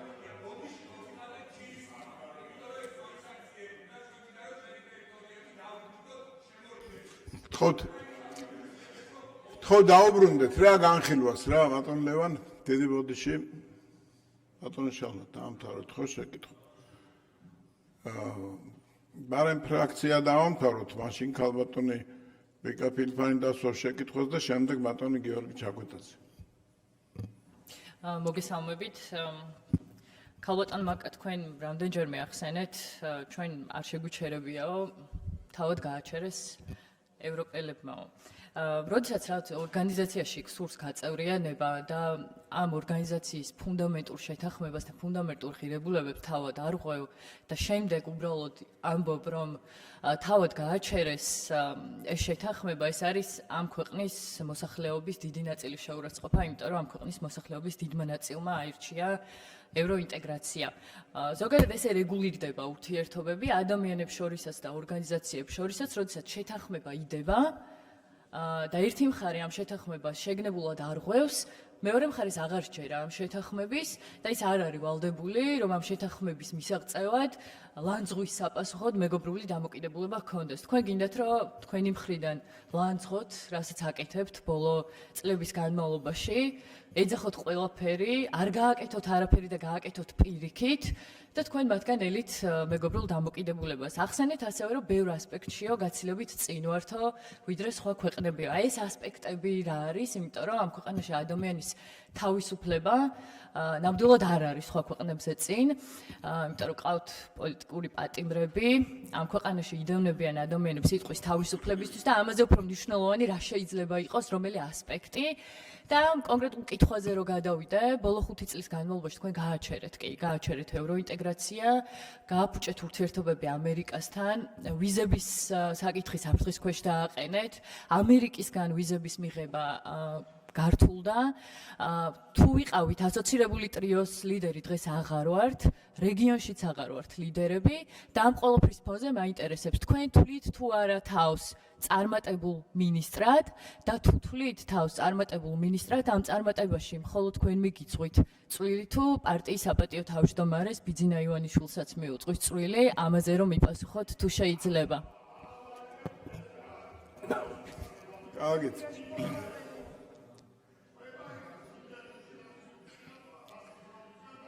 ბატონი გიორგი ჩაკვეტაძე. მოგესალმებით, ქალბატონო მაკა. მადლობა წარმოდგენილი ინფორმაციისთვის. ძალიან საინტერესო იყო თითოეული ასპექტის მოსმენა, რომელთან დაკავშირებითაც თქვენ ისაუბრეთ. მე მექნება კითხვა ერთ-ერთ მთავარ მიმართულებაზე, რომელსაც თქვენ შეეხეთ, ეს არის საქართველოს როგორც დაკავშირებადობის კუთხით როლზე იმ პროექტებზე, რომელიც ამ კუთხით ხორციელდება. ხომ არ შეგიძლიათ რომ მეტი გვითხრათ და რით ახსნით იმას, რომ მიუხედავად იმისა, რომ ამ გაუგებარ ინტერპელაციის კითხვებში თითქოს ამაზე იყო მითითება, რაზეც მოგვიანებით ვისაუბრებ. ხომერ იტყვით, რა შეიძლება ყოფილიყო მთავარი მიზეზი, რის გამოც ერთ-ერთ მთავარ ფორუმზე შარშან არ იყო საქართველოს მიწვეული და რა გვაქვს ამ კუთხით წინ გადადგმული ნაბიჯი, მათ შორის შავი ზღვის დაკავშირებადობის კუთხით ყველა იმ პროექტის მიმართულებით, რომელიც საქართველოსთვის არის მნიშვნელოვანი. აქ იკითხა ერთ-ერთმა პარლამენტარმა, რომელიც წარმოადგენს გახარიას პარტიას, რა გითხრათ, რით გაგახაროთო? მე გეტყვით, მაგრამ რამდენად გაგეხარდებათ, არ ვიცი, ნამდვილად. ეს კითხვარი, რომელიც გააგზავნეთ საგარეო საქმეთა მინისტრთან, არის ტყუილებით სავსე. რო არსებობდეს სიცრუის შემაფასებელი რაიმე პროგრამა, რომელიც პარლამენტში იქნებოდა დანერგილი, პირველი, მეორე, მე-16 კითხვა ამოვარდებოდა სრულად, რატომ? ჩვენ ვკითხეთ ევროკავშირის ელს, მათ შორის მეც საერთაშორისო მიმართულებით, რატომ ჩაითვალა ის, რომ თითქოს საქართველომ შეაჩერა გაწევრიანების პროცედურა, როდესაც 5 თვით ადრე 2024 წელს თვითონ შეაჩერეს ეს პროცედურა. სანამ გადაწყვეტთ, რომ მსგავსი ტყუილები ჩაწეროთ პარლამენტის დოკუმენტში, კარგად გაეცანით იმ წერილს, რომელიც თვითონ ბატონი პაվել ჰერჩინსკის მიერ არის გაგზავნილი საგარეო საქმეთა მინისტრის პირველ მოადგილესთან. დიდი მადლობა. ბატონ ლევან მაჭავარი. კაბატონო მაკა, დიდი მადლობა წარმოადგენელი ანგარიშისთვის. მე მაქვს შემდეგი კითხვა. როგორ უნდა მოიქცეს თავმოყარე ერის, თავმოყარე ხელისუფლება, რომელიც აწყდება 4 წლის განმავლობაში უამრავ დეზინფორმაციას, ტყუილს, ორმაგ სტანდარტს. და ეს ყველაფერი ხდება იმის გამო, რომ ამასთანავე გვადანაშაულებენ, რომ თუმცა ევროინტეგრაციის პროცესს ჩვენ შევაჩერეთ, როდესაც პაվել ჰერჩინსკის წერილი არსებობს ხელმოწერით, სადაც პირდაპირ ხაზგასმულია, რომ 2024 წელს მათ შეაჩერეს ევროინტეგრაციის პროცესი და საბაბად მოიყვანეს ორი კანონი. ერთი გამჭვირვალობის ქართული კანონი, სადაც ჩვენ შავი გზებით ფულის შემოტანის ასე ვთქვათ, პრევენცია მოვახდინეთ მდიდარი NGO-ებისთვის, ვინც არიან პირდაპირ ევრობიუროკრატების მმართველობის ქვეშ და ანტი-LGBT პროპაგანდა კანონი, რომელსაც ბატონი გახარიას პარტია მხარი არ დაუჭირა და LGBT პროპაგანდის გვერდში დადგა. აი ეს ორი კანონი აქვს საბაბად მოყვანილი. და ამის მერე ჩვენ ვხედავთ უამრავ დეზინფორმაციას, უამრავ ბრალდებას. პროქსი ქვეყნად უნდა ჩვენი გამოყენება უკრაინასავით. სანქციების დაწესება მოგთხოვეს რუსეთისთვის, თავისი მდიდარი NGO-ების ხელით, მებრძოლების გაგზავნა მთავრობის ოფიციალური თანხმობით, ჩვენი შეიარაღების გადაცემა უკრაინისთვის. კანდიდატის თემა, კანდიდატის სტატუსის საკითხი, რომელიც შემოიტანეს და დაგვჩაგრეს და მოლდოვას და უკრაინას მიანიჭეს, იმიტომ რომ მეგობრებო, ძალიან მარტივია, ფილოსოფია არ ჭირდება. მხელვარება გამოეწვია ჩვენ საზოგადოებაში და თავისი მდიდარი NGO-ების ხელით აქ მორიგი რევოლუციური სცენარი დაედგა. მაგას ვინც ვერ ხვდება, იმას საღიაზრი არ გააჩნია უბრალოდ, არ აქვს მნიშვნელობა რა პოლიტიკური გემოვნების უნდა იყოს. რეზოლუციები, რომელიც თქვენ, მეგობრებო, თქვენც უნდა გაწუხებდეთ. რეზოლუციებში რო გვიწერენ, რომ სააკაშვილის კლავდით ვაწამებდით, უნდა გამოუშვათ, პოლიტიკური დევნილია, თურმე სალომე ზურაბიშვილი დღესაც რო საქართველოს პრეზიდენტია. ეკო ქართული ოცნების შეურაცხყოფა არ არის, ეკო საქართველოს შეურაცხყოფა არის. იგივენაირად, როგორც რაღაცა მოსკოვის მექანიზმზე რო გამოუშვეს თვითონ ვიღაცა ექსპერტი, დაწერილი ტექსტით 2 დღეში რო შეისწავლა უახლესი საქართველოს ისტორია. ეკო თქვენც უნდა გაწუხებდეთ, ხო? ანუ რუსეთს და ბელორუსს რო აუმუშავებთ დედამიწის ზურგზე მარტო მაგ მექანიზმს და მერე საქართველოს, ეკო ყველაზე ნათელი მაგალითია, რომ სხვა ინტერესი არის ჩვენ ქვეყანასთან მიმართებაში. ეგ არ გაწუხებთ? ანუ ევროპული თავმოყარეობა არ გაგაჩნიათ? ან არჩევნებში ჩარევა როგორი იყო? მათ შორის თქვენი პარტიის სასარგებლოდ, ხო? თავიდან ბოლომდე ბრიუსელიდან ჩაგიტარეს წინასაარჩევნო კამპანია. ან არჩევნების გაყალბება რო დაგვაბრალეს. ხო, კარგად გახსოვთ, ეუთოოდის დაეყრდნობაო ჩვენი შეფასება არჩევნებთან დაკავშირებით და კორუმპილებულ ორგანიზაციას უწოდებდნენ ეუთოოდის, იმიტომ რომ დაწერა ეუთოოდინმა, რომ იყო კონკურენტული საქართველოს ყავს არჩეული ხელისუფლება, ცესკომ მოახდინა ადმინისტრირება მაღალ დონეზე და ყველა საარჩევნო სუბიექტს ჰქონდა საშუალება, რომ ეწარმოებინა 7 გარემოში თავის საარჩევნო კამპანია. ელჩების დემარში 27 წევრი ქვეყნის ელჩმა დემარში მოგვიწყო სააკაშვილო, კლავთო და აწამებთო, სანქციებსო თავს არიდებთო, აბსოლუტურად ყველანაირი მტკიცებული უკაცრავად, ბატონ ლევან, რამოდენჯერ დავამატე და შეკითხვით დაასრულეთ თუ შეიძლება რა. როგორ პარტნიორობთო და ჩამწკრივდნენ ერთმანეთის მიყოლებით, პეკინთან ალაგებენ ურთიერთობას შუა კორიდორზე საუბრობენ და საქართველოს არ ახსენებენ. ხო და ქალბატონო მინისტრო, მე შეკითხვა მაქვს, რომ თავმოყვარე ერის, თავმოყვარე ხელისუფლების პასუხი ამ ყველაფერზე როგორი უნდა იყოს? სალამ ქალბატონ მაკას დაუთმობდეთ. ტრიბუნას მინდა მოგახსენოთ, რომ ჩვენ აგერ ხტომაზე გვესწრებიან ადგენის მუნიციპალიტეტიდან სოფელ არალის საჯარო სკოლის მოსწავლეები და მადლობა უთხრათ მათ, რომ გამონახეს და მოვიდნენ ჩვენთან.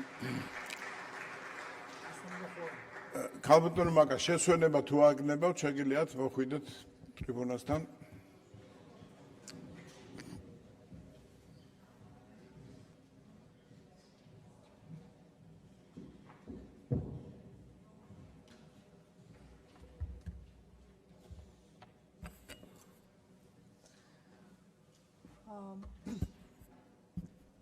მადლობა კითხვებისთვის, კომენტარებისთვის. ზოგიერთი კითხვა და გამეორება კიდევ ერთხელ მოწმობს იმას, რომ შეაყარე კედელს ცერცვი, აზრი არ აქვს, ისაუბრო რამდენიც გინდა, რამდენჯერაც გინდა, თუ გაგება არ უნდა ადამიანს, არ გაიგებს. ესეც კიდევ ერთხელ დადასტურდა. დასანქცირებასთან დაკავშირებით იყო კითხვა, როდესაც ასანქცირებენ ხელისუფლების წარმომადგენლებს. ესეც ერთგვარი უსამართლო დამოკიდებულების კარგი მაგალითია, თუ როგორ ხდება ქვეყნის შანტაჟი და ზეწოლა უშუალოდ ადამიანებზე ზეწოლის გზით და გარკვეული, ასე ვთქვათ, შიშის თუ რაღაც სხვა გრძნობების გაჩენის მეთოდებით. ხშირ შემთხვევაში იყო ასეთი შემთხვევებით დამსანქცირებელ ქვეყანას, რომელიც გააცხადებდა Twitter-ზე, რომ ასანქცირებდა საქართველოს ხელისუფლების რაღაც რაოდენობის წარმომადგენლებს, ლეგიტიმურად გვიკითხავს, რომ იქნებ სახელები და გვარები მაინც გვითხრათ იმ ადამიანების, ვის ასანქცირებთ, რომ უბრალოდ მან იცოდეს, რომ თქვენ დიდებულ ქვეყანას აღარ ეწვიოს და აღარ შემოგინგრიოთ კარი. სახელებს და გვარებსაც არ ასახელებენ ხოლმე და უბრალოდ ესე განცხადებად რჩება. რა გითხრათ, ცხადად ჩანს, სად იწერებოდა ეს სანქციები, ისიც ვიცით, შეგიძლიათ შეადაროთ შეცდომებიც კი ერთნაირია სახელების და გვარების დაწერის დროს კიევში დაწერილი სანქციები, როგორ იქნა გადაკოპირებული სხვა ქვეყნების მიერ. ასეთიც იყო. შეგიძლიათ ნახოთ, დაშვებული შეცდომებიც კი ვერ გაასწორეს, გვარები რო გაესწორებინათ და ასე შემდეგ. არასერიოზულია ერთის მხრივ, თუმცა სერიოზული არის მეორეს მხრივ, ჩვენ ვერ დავტოვებთ უყურადღებოთ, რა თქმა უნდა, ამ საკითხს. გარდა იმისა, რომ განცხადებებს ვაკეთებთ, ჩვენ კონკრეტულ შემთხვევებში კონკრეტული ნაბიჯებიც იტკმევა. მე ხა ყველაფერს აქ ვერ ვისაუბრებ, თუმცა გვაქვს კომუნიკაცია სხვადასხვა ქვეყნებთან, სხვადასხვა უწყებებთან, რომ ის უსამართლო ნაბიჯები, რომელიც გადაიდგა ჩვენი მოქალაქების მიმართ, როდესაც ეს მართლაც უსამართლოა, იყოს გასწორებული და გამოსწორებული და მე იმედი მაქვს, რომ ჩვენ გარკვეული პროგრესი გვექნება ამ მიმართულებით.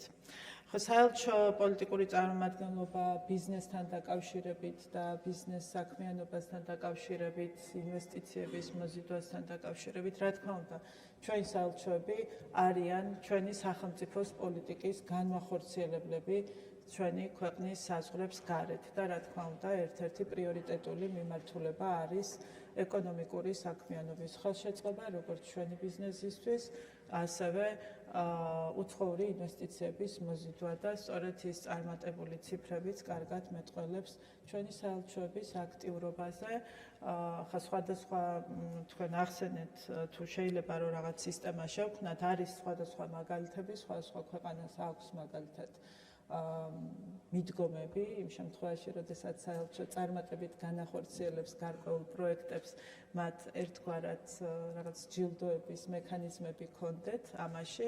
შეიძლება ამაზე ფიქრიც იმისათვის, რომ უფრო აქტიური და უფრო მონდომებული გახდნენ, თუმცა შემიძლია თავად გითხრათ, რომ არც ერთ ჩვენს დიპლომატს არ აკლია მონდომება იმაში, რომ მოიზიდოს ინვესტიცია, კარგად მიაწოდოს ინფორმაცია სხვა მხარეს საქართველოს შესახებ, ყველა შესაძლებლობა, რაც კი არსებობს იმ ქვეყანასთან ურთიერთობების, მაქსიმალურად იყოს გამოყენებული. Რა თქმა უნდა, ამას მხოლოდ საელჩო ვერ გააკეთებს, ამას აკეთებს საქართველოს ხელისუფლებაც, ამას აკეთებს ყველა შესაბამისი სამინისტროც და ინტენსიურად მუშაობენ იმისათვის, რომ რომ საქართველოში იყოს ინვესტიციებისთვის მიმზიდველი გარემო, რის შესახებაც შემდგომ უკვე ჩვენი საელჩოები და ელჩები აწვდიან ინფორმაციას შესაბამის მხარეებს და რა თქმა უნდა, ასევე ჩვენს ბიზნესს შევუწყოთ ხელი განვითარებაში და იმაში, რომ უფრო კარგად იყვნენ წარმოდგენილი საერთაშორისო არენაზე, ამაშიც რა თქმა უნდა საქართველოს საელჩოები არის ჩართული.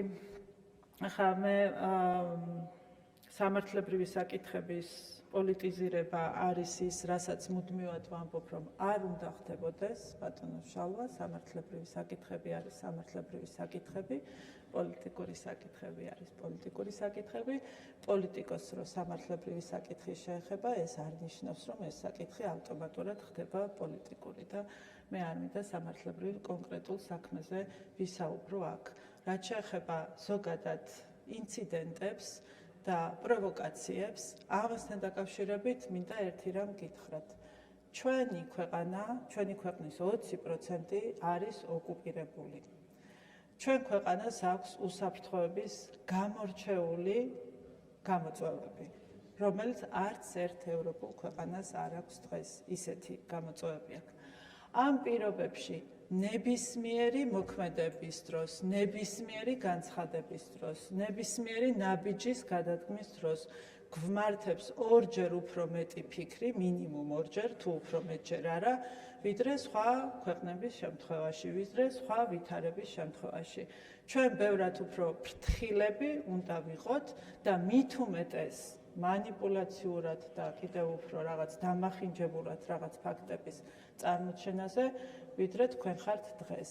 უბრალოდ არ შეიძლება ჩვენი განცხადებებით, ჩვენი ნაბიჯებით, ჩვენს ქვეყანას, რომელსაც ისედაც საკმარისად აქვს გამოწვევები უსაფრთხოების კუთხით, კიდევ უფრო დავუმატოთ და მეტი საფრთხე შევუქმნათ. მე ამას გეტყოდით თქვენ. პასუხისმგებლიანი ხელისუფლება მოიქცეოდა ისე, როგორც ვიქცევით. მიზეზებიო რა იყო სხვადასხვა საკითხებზე იქ მოწვევასთან დაკავშირებით, იქ თქვათ ისევ დიალოგის შეჩერებასთან დაკავშირებით. მარტივი რამ არის მიზეზი? ლეგიტიმური პარლამენტის მიერ ლეგიტიმური უფლების გამოყენება საქართველოს და საქართველოს საზოგადოების ინტერესებიდან გამომდინარე მიღებული კანონების გამო ისჯება ჩვენი ქვეყანა. კანონის მიღება ნებისმიერ ქვეყანაში არის სრულიად ნორმალური საქმიანობა. მხოლოდ და მხოლოდ საქართველოს შემთხვევაში აღმოჩნდა არჩეული პარლამენტის მიერ ლეგიტიმური უფლებამოსილების გამოყენება და კანონის მიღება აი ასეთი დამანგრეველი რამ ურთიერთობებში. კიდევ ერთხელ მეც ვიყავი მათ შორის, ვინც ამ კანონებს მისცა ხმა, როდესაც აქ ამ ოთახში ვიჯექით და განვიხილავდით იმ კანონებს, რომელიც დღესაც ღრმად მწამს ჭირდებოდა და ჭირდება ჩვენი ქვეყნის უსაფრთხოებას, ჩვენი ქვეყნის სტაბილურობას, დღესაც ზუსტად ისევე მივიღებდი მონაწილეობას ამ პროცესში, რა პროცესიც მაშინ მიდიოდა იმისათვის, რომ ჩვენი ქვეყანა, ჩვენი ქვეყნის პოლიტიკა იყოს თავისუფალი საგარეო ჩარევებისგან, იმიტომ რომ ამას არაფერი კარგი არ მოაქვს და ჩვენი ქვეყანაში უცხოური გავლენები იყოს გამჭვირვალე. ვინაიდან რომ გვიმტკიცებენ, რომ ქართველი ხალხი საქართველოს ჩემზე და თქვენზე მეტად უყვართ, მე არ მჯერა ამის, ვერავინ დამაჯერებს ამას უბრალოდ და ვერც ვერავინ დამაჯერებს იმას, რომ რომელიმე არ აქვს მნიშვნელობა რა ეროვნების პარლამენტარს, არ ვიცი, აქტორს აქვს უფრო მეტი პასუხისმგებლობა, ვიდრე მე და თქვენ ჩვენი ქვეყნის წინაშე. შესაბამისად, ჩვენი პასუხისმგებლობა ამ ძალიან რთულ მოცემულობაში იყო პირველ რიგში ის, რომ ჩვენი ქვეყანა დაგვეცვა უბედურებისგან. ჩვენ ქვეყანაში შეგვენარჩუნებინა მშვიდობა, რაც არ იყო მარტივი ამოცანა. არც დღეს არის მარტივი ამოცანა, ყოველდღიურად, ყოველწუთიერად, არა მხოლოდ საგარეო საქმეთა სამინისტრო, ბევრი სხვა უწყება დაძინების გარეშე შრომობს იმისათვის, რომ ჩვენ ქვეყანაში იყოს მშვიდობა. ეს არის რეალური გამოწვევა ჩვენთვის, რეალურად არის საფრთხეები და ჩვენ რეალურად გვიწევს ამ საფრთხეებისათვის ყოველდღიურ რეჟიმში გამკლავება და შრომა. თქვენ თუ ამას ვერ ხედავთ, ძალიან ცუდია, თუმცა ჩვენი საზოგადოების ძალიან დიდი ნაწილი ძალიან კარგად ხედავს, ძალიან კარგად აფასებს და სწორედ ეს აისახება სწორედ მათ მხარდაჭერაში, რაც ნამდვილად ზურგს უმაგრებს ქართული ოცნების ხელისუფლებას. მადლობა. დიდი მადლობა, ქალბატონო მაგარ თქო დაიკავოთ ადგილი, ბატონო შალვა, დაზუსტებები არ არის რეგლამენტით გათვალისწინებული ესეთ ინტერპელაციის დროს უკაცრავად. ახლა გამოსვლელები პოლიტიკური ჯგუფი ევროპელი სოციალისტები ბატონი ვლადიმერ ბოჟაძე 5 წუთი და გთხოვთ დაიცვათ რეგლამენტი. ეცადეთ ყოველ შემთხვევაში.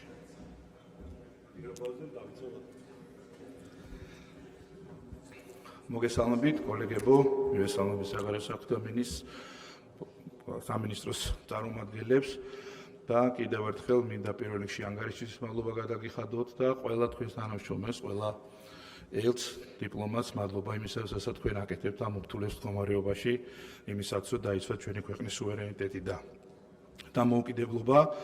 ჩვენ ყველამ მოვისმინეთ საგარეო საქმეთა მინისტრის გამოსვლაში ის ფაქტები, რომლებიც ჩვენ ისედაც ვიცოდით და წლებია ჩვენი ქვეყანა სამწუხაროდ ევროპული ბიუროკრატიის მხრიდან არის უსამართლო დამოკიდებულების სამიზნე. ეს არ დაწყებულა სამწუხაროდ მათ შორის არც რუსეთ-უკრაინის ომის მერე, უბრალოდ რუსეთ-უკრაინის ომმა დააჩქარა ამ დამოკიდებულების კიდევ უფრო მეტი სიმწვავით ჩვენდამი უსამართლო მოქმედებები. გავიხსენოთ არაერთი რეზოლუცია ევროპარლამენტის, არაერთი განცხადებები და ფაქტი, რომელზეც ყველა ვსაუბრობთ, ფაქტი, რომელსაც დღესაც უკვე 500 ბერამდენი დღე არ ვიცი, აპროტესტებს ჩვენი ქვეყნის მოქალაქეების მცირე ნაწილი, რომ თურმე ჩვენ საქართველოს ცალმხრივად დამოუკიდებლად შეგვიწყვეტია ევროინტეგრაციის პროცესი, თუმცა საქართველოს საგარეო საქმეთა მინისტრმაც დაადასტურა და ეს ყველა მისდაც ვიცოდით, რომ ეს ყველაფერი გაცილებით ადრე, ჯერ კიდევ 2024 წლის 27 ივნისს მოხდა ერთადერთი მიზეზით, რომ ამ განცხადებას გავლენა მოეხდინა საქართველოს პარლამენტის არჩევნების შედეგებზე. დღეს ჩვენმა კოლეგებმა ოპოზიციიდან დაადასტურეს, რომ საქართველოს ევროინტეგრაციას დაუჭირა მხარი საქართველოს მოქალაქეების აბსოლუტურ უმრავლესობამ და საქართველოს მოქალაქეების აბსოლუტურ უმრავლესობამ ძალიან კარგად იცის, რომელმა პოლიტიკურმა ძალამ რა გააკეთა იმისათვის, რომ დღეს ჩვენ ყოფილიყავით ამ პროცესის მონაწილეები. მე აღარ ჩამოთვლი, რა გზა გაიარა ჩვენო ქვეყანამ ევროინტეგრაციის გზაზე.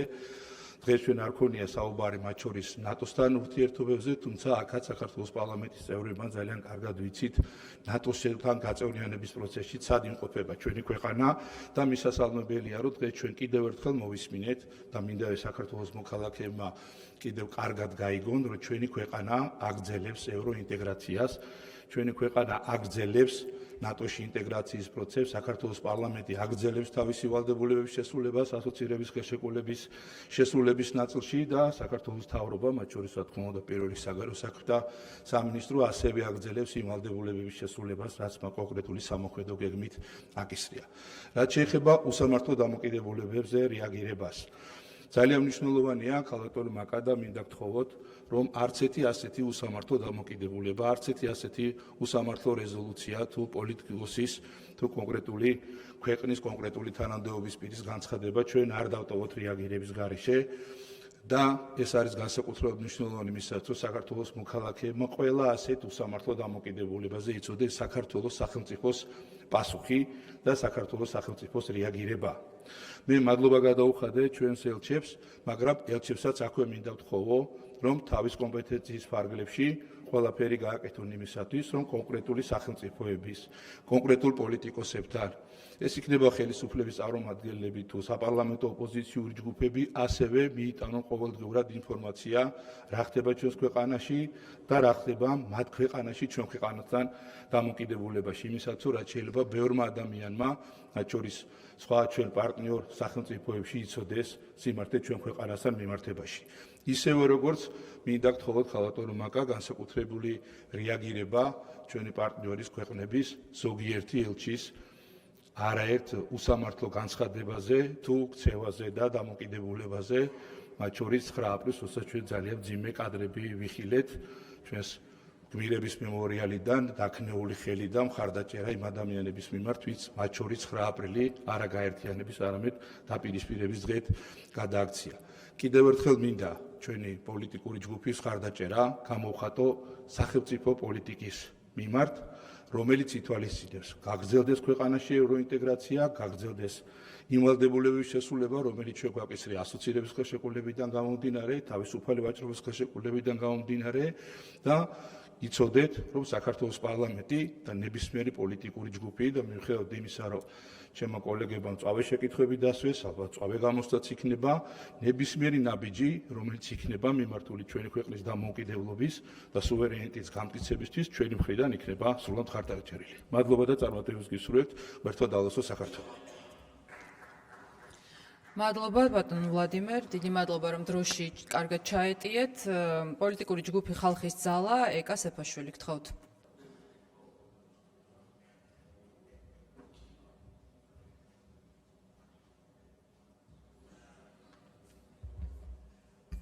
მოგესალმებით. ქალბატონო მინისტრო, დიდი მადლობა წარმოდგენილი ინფორმაციისათვის, თუმცა ახალი აქ არაფერი არ თქმულა, ეს ყველაფერი ჩვენ დიდი ხანია ვიცით. და უბრალოდ ისეთი შთაბეჭდილება იქნება, რომ ოპოზიცია ჩვენ ქვეყანაში ყურებ დახუჭული ცხოვრობს. ევროპული ინტეგრაცია, რომ ჩვენი საქართველოს ცივილური არჩევანია, ამას ბევრი მტკიცება არ ჭირდება, ეს დიდი ხნის წინ, საუკუნეების წინ გადაწყვიტა საქართველომ და განუხრელად მიყვება ამ გზას, სწორედ იმ ღირებულებების დაცვით და იმ ფასეულობების დაცვით, რომელთა შექმნაში, განვითარებაში საქართველოს და ქართველი ხალხის წვლილი უდიდესია და რომელთა დასაცავად ქართველებს საუკუნეების მანძილზე ძალიან ბევრი სისხლი უღრია. დღესდღეობით ევროპული ინტეგრაცია თუ შეფერხებულია მხოლოდ და მხოლოდ ევროკავშირის მხრიდან იმ მიზეზით, რომ სწორედ ისინი არიცავენ იმ ფასეულობებს და იმ ღირებულებებს, რაც ასე სანატრელი და სანუკვარია ქართველი ერისათვის. თუმცა მე იმედი მაქვს, რომ ეს ღირებულებითი კრიზისი ევროკავშირში დაიძლევა და ჩვენ ჩვეულ რეჟიმში ურთიერთ პატივისცემით, ურთიერთ სარგებლიანი ურთიერთობით გავაგრძელებთ ურთიერთ თანამშრომლობას, როგორც პოლიტიკური და ეკონომიკური კუთხით, ასევე ხალხთა შორის განათლების, კულტურის, ტურიზმის, სპორტის და ასე შემდეგ კიდევ უფრო ინტენსიური გახდება ჩვენი ურთიერთობები.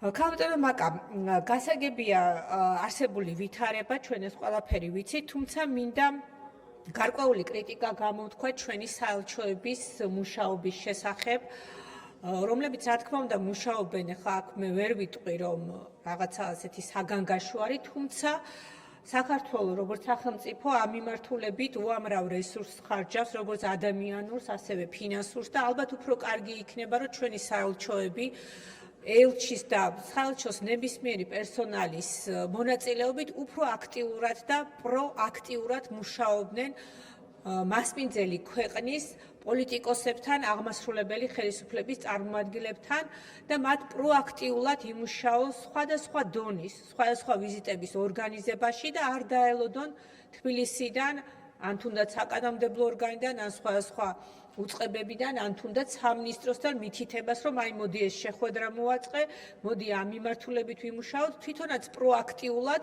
მოიძიონ ურთიერთობის ის სფეროები, ის წერტილები, რომელიც საერთო შეიძლება კონდეს სხვა ქვეყნებს და აქ აქტიურად ჩართონ ქვეყანაში არსებული ხელისუფლება, იქნება ეს აღმასრულებელი, საკანონმდებლო, სასამართლო თუ ასე შემდეგ.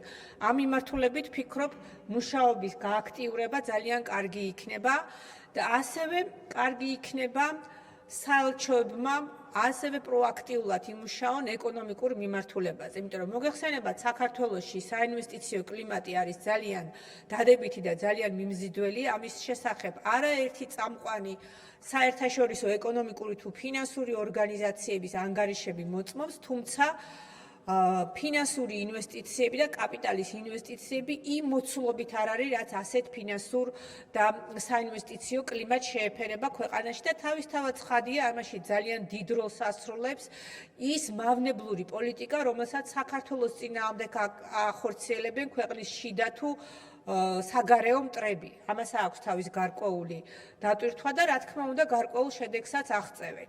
ასე რომ ამ მიმართულებით ვფიქრობ, საელჩოების მიმართულება და ასევე სამინისტროს მუშაობა უნდა გააქტიურდეს და არ უნდა შემოვიფარგლოთ მხოლოდ ეკონომიკური ურთიერთობების გამტკიცებით, ხალხთა შორის კონტაქტების გააქტიურებაც არის ძალიან მნიშვნელოვანი იმისათვის, რომ სწორედ ხალხმა უნდა აწარმოოს ბიზნესი, სწორედ ხალხმა უნდა აწარმოოს ეს ეკონომიკური თანამშრომლები და ადამიანი, რომელიც იცნობს, რომელიც ჩამოსულია საქართველოში ან პირიქით სხვა ქვეყანაში, უფრო იოლად და უფრო გაბედულად აკეთებს ასეთი ტიპის ეკონომიკური თუ სხვა ტიპის ურთიერთობების დამყარებისა და გაღრმავების მიმართულებით ნაბიჯების გადადგმას. ასევე მნიშვნელოვანია სამინისტრომ გააქტიუროს დიასპორასთან მუშაობა. განსაკუთრებით ამ ბოლო პერიოდში ჩვენ ხშირად ვისმენთ ჩვენ დიასპორის წარმომადგენლების განცხადებებს იმასთან დაკავშირებით, რომ საკონსულოს მომსახურებები ხშირ შემთხვევაში ისეთი ოპერატიულობით არ ხორციელდება, როგორც სასურველი იქნებოდა. ვფიქრობ, ამ მიმართულებით ციფრული მომსახურების დანერგვა და ამ დანერგვისათვის ხელშემწყობი ნაბიჯების გააქტიურება კარგი იქნებოდა, რათა ჩვენი დიასპორის წარმომადგენლებს და ასევე იმ ემიგრანტებს, რომლებიც სხვადასხვა ხავთ დაასრულებინოთ. და აგრეთვე ემიგრანტებს საშუალება მიეცეთ დღევანდელ გლობალურ მსოფლიოში ციფრული სერვისებით ისარგებლონ შეუფერხებლად. და ასევე მნიშვნელოვანია ჩვენი თანამემამულეების ბავშვებისათვის უფრო აქტიურად შეთავაზება იმ სერვისების, იმ გაკვეთილების, რომელიც მათთვის ძალიან მნიშვნელოვანია სამშობლოსთან კონტაქტის შენარჩუნებისათვის. ამ მიმართულებით არსებობს არაერთი ჩვენი მოქალაქის ძალიან კარგი ინიციატივა, პირადად ჩემთანაც იყო ასეთი შეხვედრები, რომლებსაც სწორედ აქვთ ძალიან მნიშვნელოვანი სასარგებლო და პრაქტიკული ინიციატივები ჩვენი ბავშვების ქართულ ენაზე სწავლების ხელშესაწყობად და ვფიქრობ, სამინისტრომაც უნდა გადადგას მნიშვნელოვანი ნაბიჯები ამ ყველაფრის გასააქტიურებლად. დიდი მადლობა პრეზენტაციისათვის და ვუსურვებ ქვეყანას განვითარებას, კეთილდღეობას და რაც მთავარია მშვიდობას. მადლობთ. შემდეგი გამოსვლელი ფრაქცია საქართველოსთვის შალვა კერესელიძე 5 წუთი. იცით რა, 5 წუთი აუცილებლად გიორგი შარაშიძე გთხოვთ ტრიბუნიდან. იქნებ მომაწავთ ინფორმაცია ვინ გამოვა თქვენი ფრაქციიდან. გიორგი შარაშიძე გთხოვთ ტრიბუნასთან.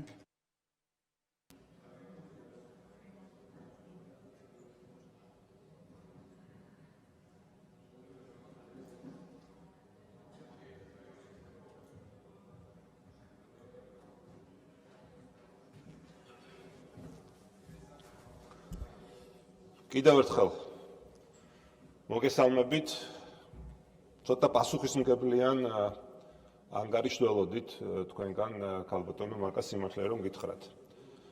რაც ნიშნავს იმას, რომ როდესაც ხარ პასუხისმგებლიანი საჯარო მოხელე, გაქვს იმის უნარიც საკუთარ თავზე აიღო პასუხისმგებლობა იმ არასწორი ქმედებების და ხშირ შემთხვევაში დანაშაულებრივი ქმედებების გამო, რომელსაც თქვენ პირადად ახორციელებდით ბოლო წლების განმავლობაში და სინამდვილეში მივიღეთ სრულიად საპირისპირო, როდესაც როგორც აქამდე არაერთხელ გაგიკეთებიათ თქვენ ისევე როგორც ოცნების სხვა წევრებს და ლიდერებს ყველაფერი სხვას დააბრალეთ.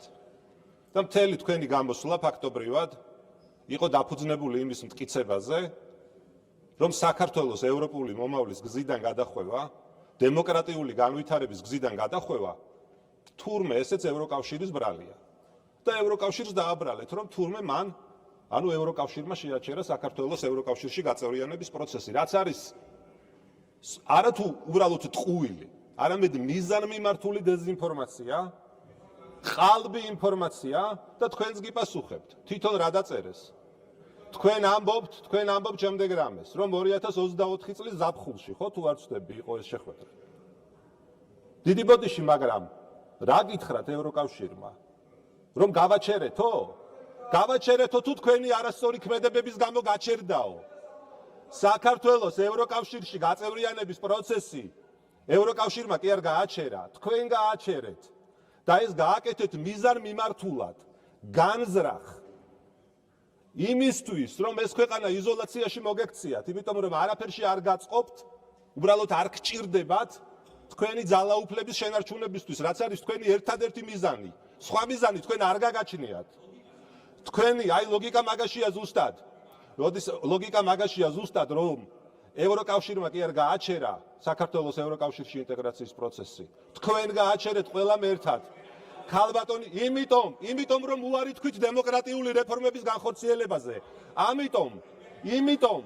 იმიტომ რომ ისეთი მძიმე მდგომარეობა ადამიანის უფლებების დაცვის კუთხით, კანონის უზენაესობის დაცვის კუთხით, სამართლიანი მართლმსაჯულების კუთხით საქართველოში არ ყოფილა არასდროს, მაგრამ უნდა დავასრულებინოთ არის ბოლო წლებში და როდესაც აიღეთ ვალდებულება, კეთილი უნდა გენებათ და ეს ვალდებულებები შეგესრულებინათ და თქვენ გააკეთეთ სრულიად საპირისპირო, არაფერი არ გაქვთ შესრულებული.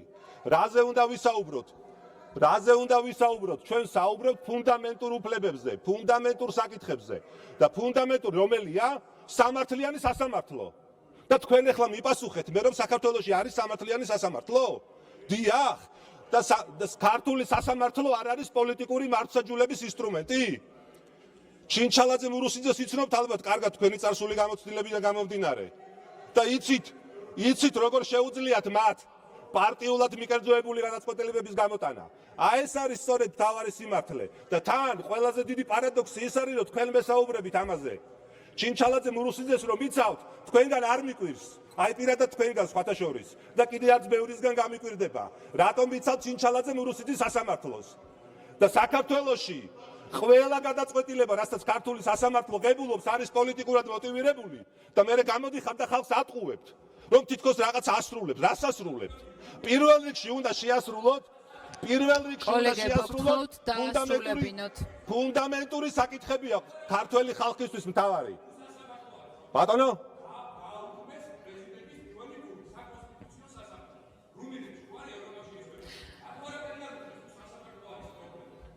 სასამართლო საქართველოში ბატონო გიორგი, თქვენ დაუბრუნდეთ ინტერპელაციის საკითხს, წინააღმდეგ შემთხვევაში აი ესეთ არეულობას გამოიწვევთ. სამართლიანი სასამართლო და ამას თქვენ აკეთებთ, თქვენ მიზანმიმართულად, იმიტომ რომ პოლიტიკურ ოპონენტებზე დევნის ინსტრუმენტად აქციეთ ქართული სასამართლო. და როდესაც ჯერ კიდევ 2024 წელს დე ფაქტო შეჩერდა, კი არ შეაჩერა ევროკავშირმა, არამედ შეჩერდა ევროკავშირში გაწევრიანების პროცესი. ამაზე პასუხისმგებელი თქვენ ხართ. თითოეული თქვენგანი ვინც ოცნებას წარმოადგენთ და რა თქმა უნდა ქალბატონი მაკაბოჭორიშვილი, რომელიც პირველ რიგში არის პასუხისმგებელი საქართველოს საგარეო კურსზე. თქვენ საქართველოს საგარეო მინისტრი კი არ ბრძანდებით ქალბატონი მაკა. თქვენ ხართ, თქვენ მგონია რომ უფრო შინაგან საქმეთა მინისტრი ხართ. იცით რატომ? კარგად ვიცი ვის როგორ ველაპარაკო. ეთიკას, კულტურას და წესებს შენმე ვერ მასწავლი. დაიმახსოვრე კარგად. იცით რატომ ხარ შინაგან საქმეთა მინისტრი?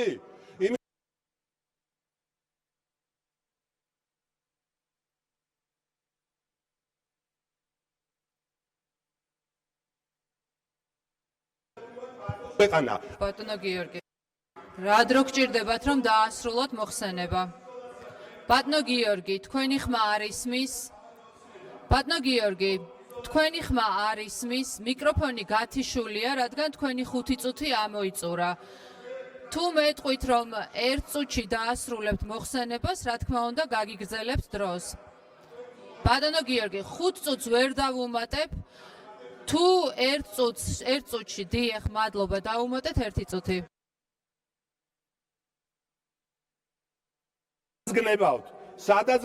სადაც გნებავთ და მე კიდე გიმეორებთ რომ თქვენ კულტურას ნუ მასწავლი ვერ მასწავლით მეთქი. კი ბატონო, დამელოდეთ ცოტა ხანი. აქ მთავარი არის სხვა რამე, დროს ნუ მართლობთ, ძალიან გთხოვთ. მთავარი არის სხვა რამე, რომ ქალბატონ მაკას მიმართავ მე ამ შემთხვევაში. თქვენ საგარეო საქმეთა მინისტრობა მარტო იქ რაღაც ეტიკეტის დაცვა არ არის და პროტოკოლის შესრულება. ეს არის ქვეყნის ეროვნული ინტერესების სამსახური და ამას უნდა აკეთებდეთ თქვენ პირველ რიგში.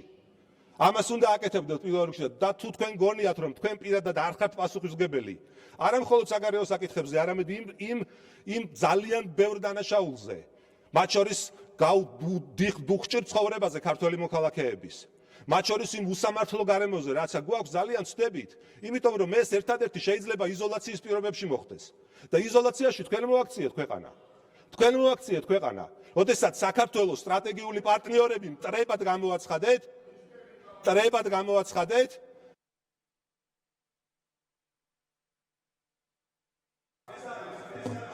ამოიწურა თქვენი დრო, ბატონო გიორგი.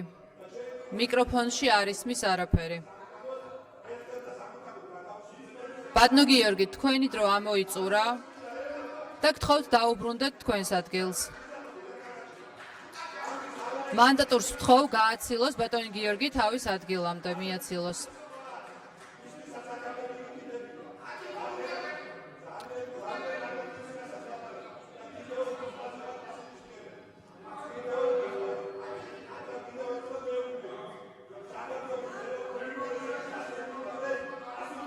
ბატონო გიორგი, პატივიაცით პარლამენტის წესებს, რეგლამენტს და იმ პროცესს, რომელიც თქვენ თავად გამოიყენეთ ინტერპელაციას გულისხმობ. მადლობა.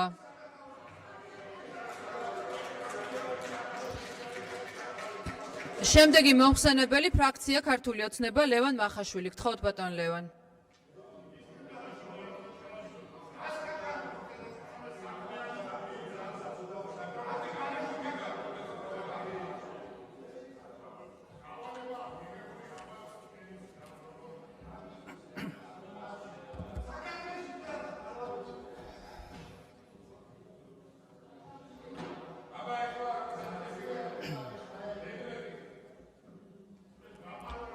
კოლეგებო, გთხოვთ მოусმინოთ გამომსვლელს. ბატონ ლევან, გთხოვთ დაიწყეთ მოხსენება. დიახ, მოგესალმებით, მადლობა ქალბატონ თავმჯდომარე. მოგესალმებით ქალბატონო მაკა, მივესალმები თქვენ გუნდს. თქვენ ნამდვილად ძალიან რთულ პერიოდში მოგიწიათ ამ პოზიციიდან ქვეყნის სამსახური. გარდა იმისა, რომ გარეთ არის ძალიან რთული გეოპოლიტიკური მდგომარეობა, ორმხრივ კი არა და ოთხმხრივ ცეცხლშია საქართველო ფაქტობრივად მოქცეული და განგრძობითი ოკუპაციის პირობებში იმყოფება საქართველო. ამას გარდა თქვენ მნიშვნელოვანი შიდა ინსტიტუციური რეფორმაც ახორციელებთ საგარეო საქმეთა სამინისტროში, ამიტომ ძალიან კრიტიკულ მომენტში ხართ ამ პოზიციაზე. და მინდა რომ რა თქმა უნდა გუნდის და ხალხის სახელითაც მადლობა გადაგიხადოთ თქვენი საქმიანობისთვის. საგარეო ჩვენ პატარა სახელმწიფო ვართ, ჩვენ არც ბირთვული იარაღი გვაქვს, არც ამის სხვა ამ ტიპის იარაღი. ჩვენი ერთადერთი ინსტრუმენტი ჩვენი ინტერესების და სახელმწიფოს და ხალხის დასაცავად ეს არის საგარეო პოლიტიკა. და საგარეო პოლიტიკა ზოგიერთებისგან განსხვავებით, საგარეო პოლიტიკა ეს არ არის თავისთავად რაღაც იმასავით, დროშასავით საქმნევი იარაღი. ეს არის ინსტრუმენტი თავარი ეროვნული ამოცანების მისაღწევად. და ეს ორი ამოცანა არის ძალიან ნათელი და ყველასთვის ცნობილი. პირველი ეს არის ტერიტორიული მთლიანობის აღდგენა და მეორე ეს არის ეკონომიკური კეთილდღეობის შექმნა. და ერთი განსაზღვრავს მეორეს. და არა პირიქით, რომ საგარეო პოლიტიკას გადავაყოლოთ, უბრალოდ იმ ხედვას, რაც ზოგიერთ ჩვენს ოპონენტს აქვს, ცოტა ხნის წინ ამ ტრიბუნიდან დემაგოგობდა, გადავაყოლოთ ქვეყანა იმას, რომ თურმე ბრიუსელში წითელ ხალიჩაზე რაც შეიძლება ხშირად გავიაროთ და ხელი ჩამოვართვათ კაია კალასებს და კუბილიუსებს. აი ეს არის მთავარი განსხვავება ჩვენ შორის. და ევროინტეგრაცია ზოგიერთ წარმოუდგენია დროშის ქნევა უბრალოდ, ან ქუჩაში სირბილი. და ევროინტეგრაცია არის მამას თავის შინაარსი აქვს. და თქვენც ხართ, თქვენი ერთ-ერთი წარმომადგენელიც არის ევროპასთან ინტეგრაციის კომიტეტის წევრი და მე მიკვირს ასეთი შეფასებები. თითოეული ჩვენი კომიტეტი სწორედ ამას ეთმობა, სწორედ ამ შინაარსით შევსებას ეთმობა თითოეული კომიტეტი. და მოდი გავიაროთ ორი სიტყვით, თუ არიცით და როგორც ჩანს არიცით, როგორც ჩანს თქვენს ანგარიშთან ერთად პატარა ლექციაც უნდა გაგეკეთებინათ, რომ უფრო მეტად გაიგოთ რა არის ევროინტეგრაცია. ეს არის პირველ რიგში ეკონომიკა. ევროკავშირში არავინ არ მიგიღებ, თუ თქვენ ხართ დანგრეული და ჩამოშლილი ეკონომიკა. არავინ ოცნებაშიც კი არ მიგიღებთ, არც არასდროს მიუღიათ და არც არასდროს მიიღებენ. ამიტომ საქართველოს რასაც რეალურად ასე ვიაკეთებს ეკონომიკის განვითარებით, ეს არის ევროპული ინტეგრაციის გზის გაკაფვაც. ის ფაქტი თუნდაც, რომ გასული 5 წლის განმავლობაში გასამაგდა ერთიან შიდა პროდუქტი, რომ გაორმაგდა ბიუჯეტი, რომ განახევრდა უმუშევრობა, ეს ყველაფერი საიდან მოვიდა? გააქვთ ამაზე ამ კითხვებზე პასუხი? მოვიდა სწორედ სწორი პოლიტიკით, მათ შორის სწორი საგარეო პოლიტიკით ამ ნაწილში. კანონმდებლობა ასევე კიდევ ერთი მნიშვნელოვანი ნაწილი ევროინტეგრაციის პროცესის. და კომიტეტი ვახსენეთ წეღან წინა კვირაშიც და შემდგომ კვირაშიც ფაქტობრივად ყველა კომიტეტი სწორედ ამას ეთმობა, რომ შინაარსით კიდევ ერთხელ შინაარსით შევავსოთ დაწყებული საჯარო შესყიდვებიდან, კონკურენციიდან, მომხმარებელთა უფლებების, სურსათისუნებლობა, ენერგეტიკა, ნებისმიერი თემა დაასახელეთ, ყველაფერი სწორედ ამას ემსახურება. მაგრამ როდესაც იწყებთ თქვენ ამ საუბარს, რომ ევროინტეგრაცია უნდა ხედავთ, რომ გამოიყენება შიდა დაპირისპირებისთვის, შიდა პოლიტიკურ ნარატივში შემოგაქვთ როგორც რაღაც პოლიტიკური იარაღი, რომ დასაჯონ ქვეყანა და ასე შემდგომ, რა თქმა უნდა ჩვენ სწორედ ამას ემსახურებოდა 28 ნოემბრის განცხადება, რომ აი ეს პოლიტიკური იარაღად არ ყოფილიყო ეს ასაკითხი გამოყენებული, თორე საქმე გრძელდება. თქვენ არ გინდათ დაინახოთ, თუ არ ვიცი რატომ, საქმე გრძელდება. თქვენ ეს გინდათ თუ არ გინდათ, პარლამენტი კანონმდებლობას იღებს, რომელიც სწორედ ამასაც ემსახურება და ევროპული ინტეგრაცია კიდევ ერთხელ ევროპა ეს არ არის ცარიელი სიტყვა. ეს არის ყველაფერი არის დაწყებული სკოლაში შესვლით, რა პირობებია სკოლებში, რა პირობებია ჯანდაცვის სისტემაში, რა პირობებია მშენებლობაში, ტრანსპორტში და ასე შემდგომ. აი ეს არის სწორედ ევროპა და როცა თქვენ საუბრობთ ერთი ხელით, რომ თურმე ევროპა გინდათ და მეორე ხელით ყველაფერს ეწინააღმდეგებით, რაც შეიძლება საქართველოს პარლამენტში დაინიცირდეს გარემოს დაცვის გაუმჯობესებიდან დაწყებული ტრანსპორტის უსაფრთხოებით და ასე შემდგომ, აი აქ აჩვენებს თქვენს ორსახოვანებას ამ პროცესის. და უფრო მეტიც, ყველაფერი რო გაგვეკეთებინა, რასაც ევროკავშირი გვეუბნებოდა. თქვენ ხო ამბობთ, რომ თურმე გავაჩერეთ და არაფერს ვაკეთებთ. ყველაფერი რო გაგვეკეთებინა, მე გვესო ყველაფერს. სად იქნებოდა დღეს საქართველო? იქნებოდა თუ არა უკრაინის მსგავსად, რომელმაც ასევე ყველაფერი გააკეთა. აი ეს არის თქვენი რეალური მიზანი. დღეს საქართველო იქნებოდა უკრაინის მდგომარეობაში, სამწუხაროდ და უფრო მეტიც, იმიტომ რომ უკრაინას იგივე სცენარის განვითარების შემთხვევაში ჩვენ უარესი დაგვემართებოდა. ამიტომ სინამდვილეში აი ეს არის, რასაც ითხოვთ საქართველოსგან. აი ეს გინდათ თქვენ სამწუხაროდ. გინდათ რომ პროქ სახელმწიფოთ ვიქცეთ, გინდათ რომ დაინგრესეს ქვეყანა, კიდევ ერთი ომი იყოს. რო გაგვეკეთებინა ყველაფერი, სწორედ აი აქ მივიდოდა ჩვენი მდგომარეობა ამ პერიოდში. და როდესაც კონსტიტუციაზე საუბრობთ, კონსტიტუციის დაცვაზე საუბრობს პოლიტიკური ჯგუფი, რომელიც ერთი წელი პარლამენტს იმას ბოიკოტს უცხადებდა, ფაქტობრივად კონსტიტუცია დახია და გადაყარა. უხერხულია თქვენგან კონსტიტუციის დაცვაზე საუბარი, მეგობრებო. და ამიტომ კონსტიტუციის სანამ 78 მუხლი დაიწყებთ, სანამ კონსტიტუციის კითხვას უკუღმა დაიწყებთ 78 მუხლით, მე მინდა ორი მუხლი გაგახსენოთ. პირველივე მუხლი ეს არის სახელმწიფოს სუვერენიტეტი. მესამე მუხლი ეს არის ის, რომ სახელმწიფო ხელისუფლების წყარო არის ხალხი და ხელისუფლებას ახორციელებს ხალხის მიერ ხალხის წარმომადგენლები. ამიტომ სანამ კიდევ ერთხელ კონსტიტუციას უკუღმა დაიწყებთ 78 მუხლიდან, იქნებ ჯერ პირველი მუხლით დაიწყოთ და იქნებ მიუთითოთ ადამიანებს, აქ ევროპარლამენტარები და იქ საგარეო საქმეთა მინისტრები პარლამენტის წინ რო იდგნენ და იმას რა ქვია, მაიდანს რომ მოუწოდებდნენ. ეს არ არის თქვენთვის, ხო? არაფერი საინტერესო არა, ეს თურმე ნორმალურია. სამაგეროთ უცბად 78 მუხლი დაუმატეთ ნახევარი. დიახ, ამიტომ ეს პოლიტიკური ორსახევანება შეგიძლია თქვენთვის დაიტოვოთ, ქვეყანა გააგრძელებს განვითარებას, გააგრძელებს მათ შორის ევროკავშირის ვალდებულებების განხორციელებას, იმიტომ რომ ეს უპირველესად ჩვენი ინტერესია, არა იმიტომ რომ ვიღაც ბრიუსელში ვინმე ასიამოვნოთ ან სხვა დედაქალაქში და მე მინდა რომ ქალბატონ მაკასას და მის გუნდსაც კიდევ ერთხელ მადლობა გადაუხადო ჩვენი გუნდის სახელით, რომლებმაც ძალიან რთულ დროს ქვეყანა გაატარეს ნამდვილად ბეწვის ხიდზე, ძალიან ბევრ პრობლემას და საფრთხეს აარიდეს თავიდან. ასე რომ დიდი მადლობა. მადლობა ბატონ ლევან. დასკვნითი სიტყვისთვის ქალბატონ მაკა.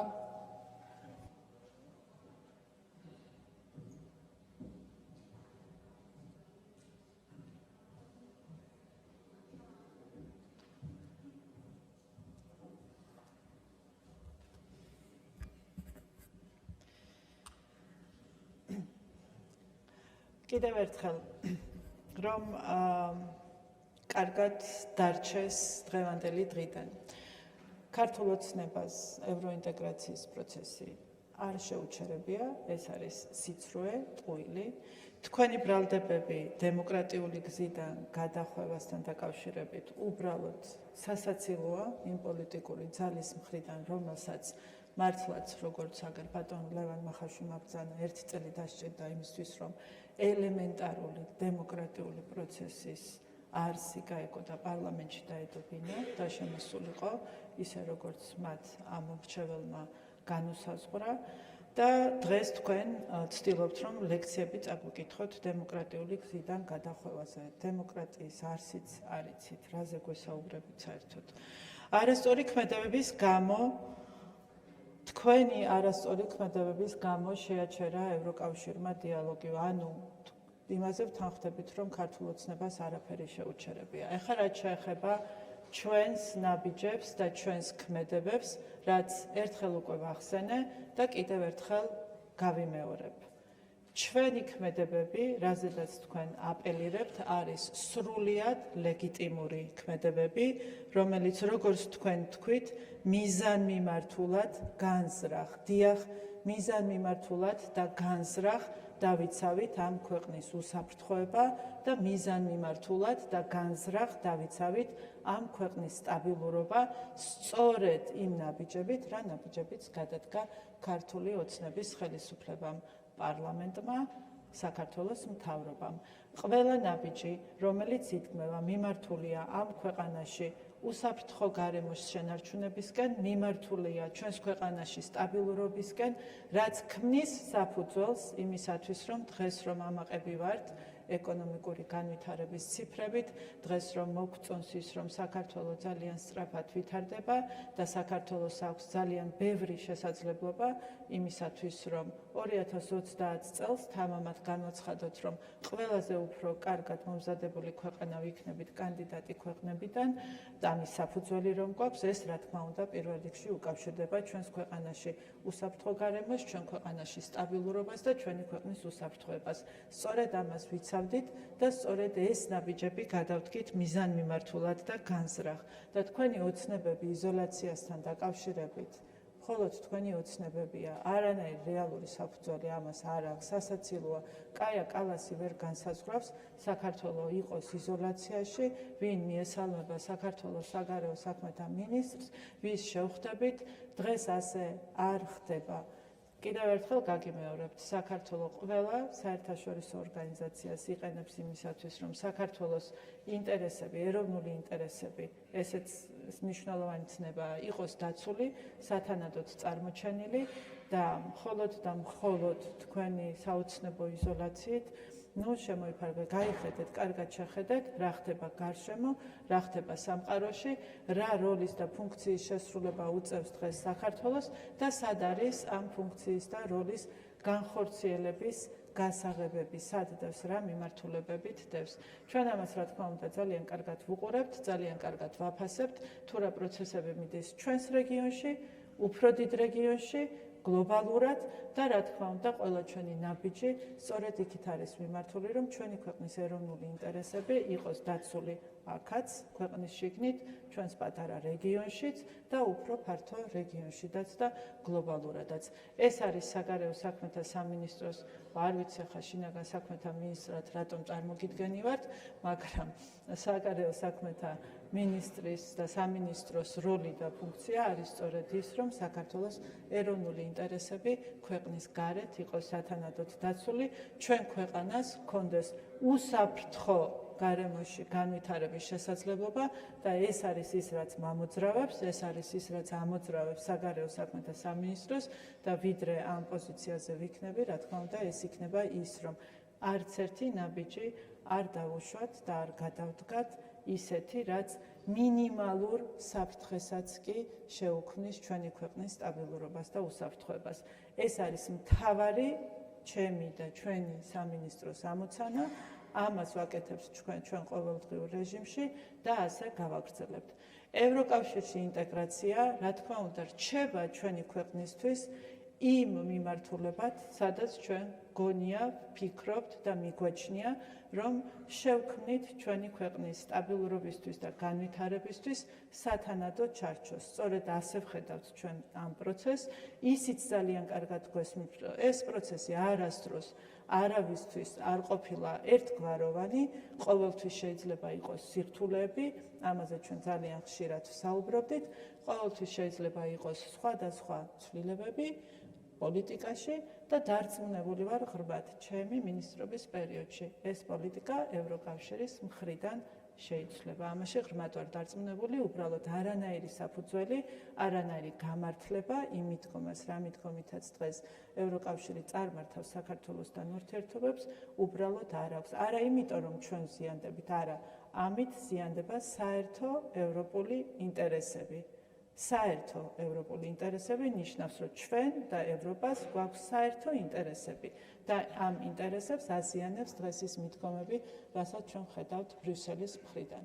ეს არ შედის არც ევროპის ინტერესებში, არათუ საქართველოს ინტერესებში. საქართველოს ინტერესებზე ზრუნავს ნამდვილად არავის არ ვაბრალებ, არავის არ ვთხოვ. პასუხისმგებლობა არასდროს ჩემ ცხოვრებაში არ მომიხსნია და არასდროს არ მოვიხსნი იმ პასუხისმგებლობას, რაც მაქვს მთელი პასუხისმგებლობით, შემიძლია განაცხადო, რომ გავაგრძელებ ჩვენი ქვეყნის ეროვნული ინტერესების დაცვას საერთაშორისო არენაზე, ისე როგორც ამას აკეთებს დღეს საგარეო საქმეთა სამინისტრო. მადლობა. მადლობა, ქალბატონო მაკა. ინტერპელაციის პროცედურა დასრულდა.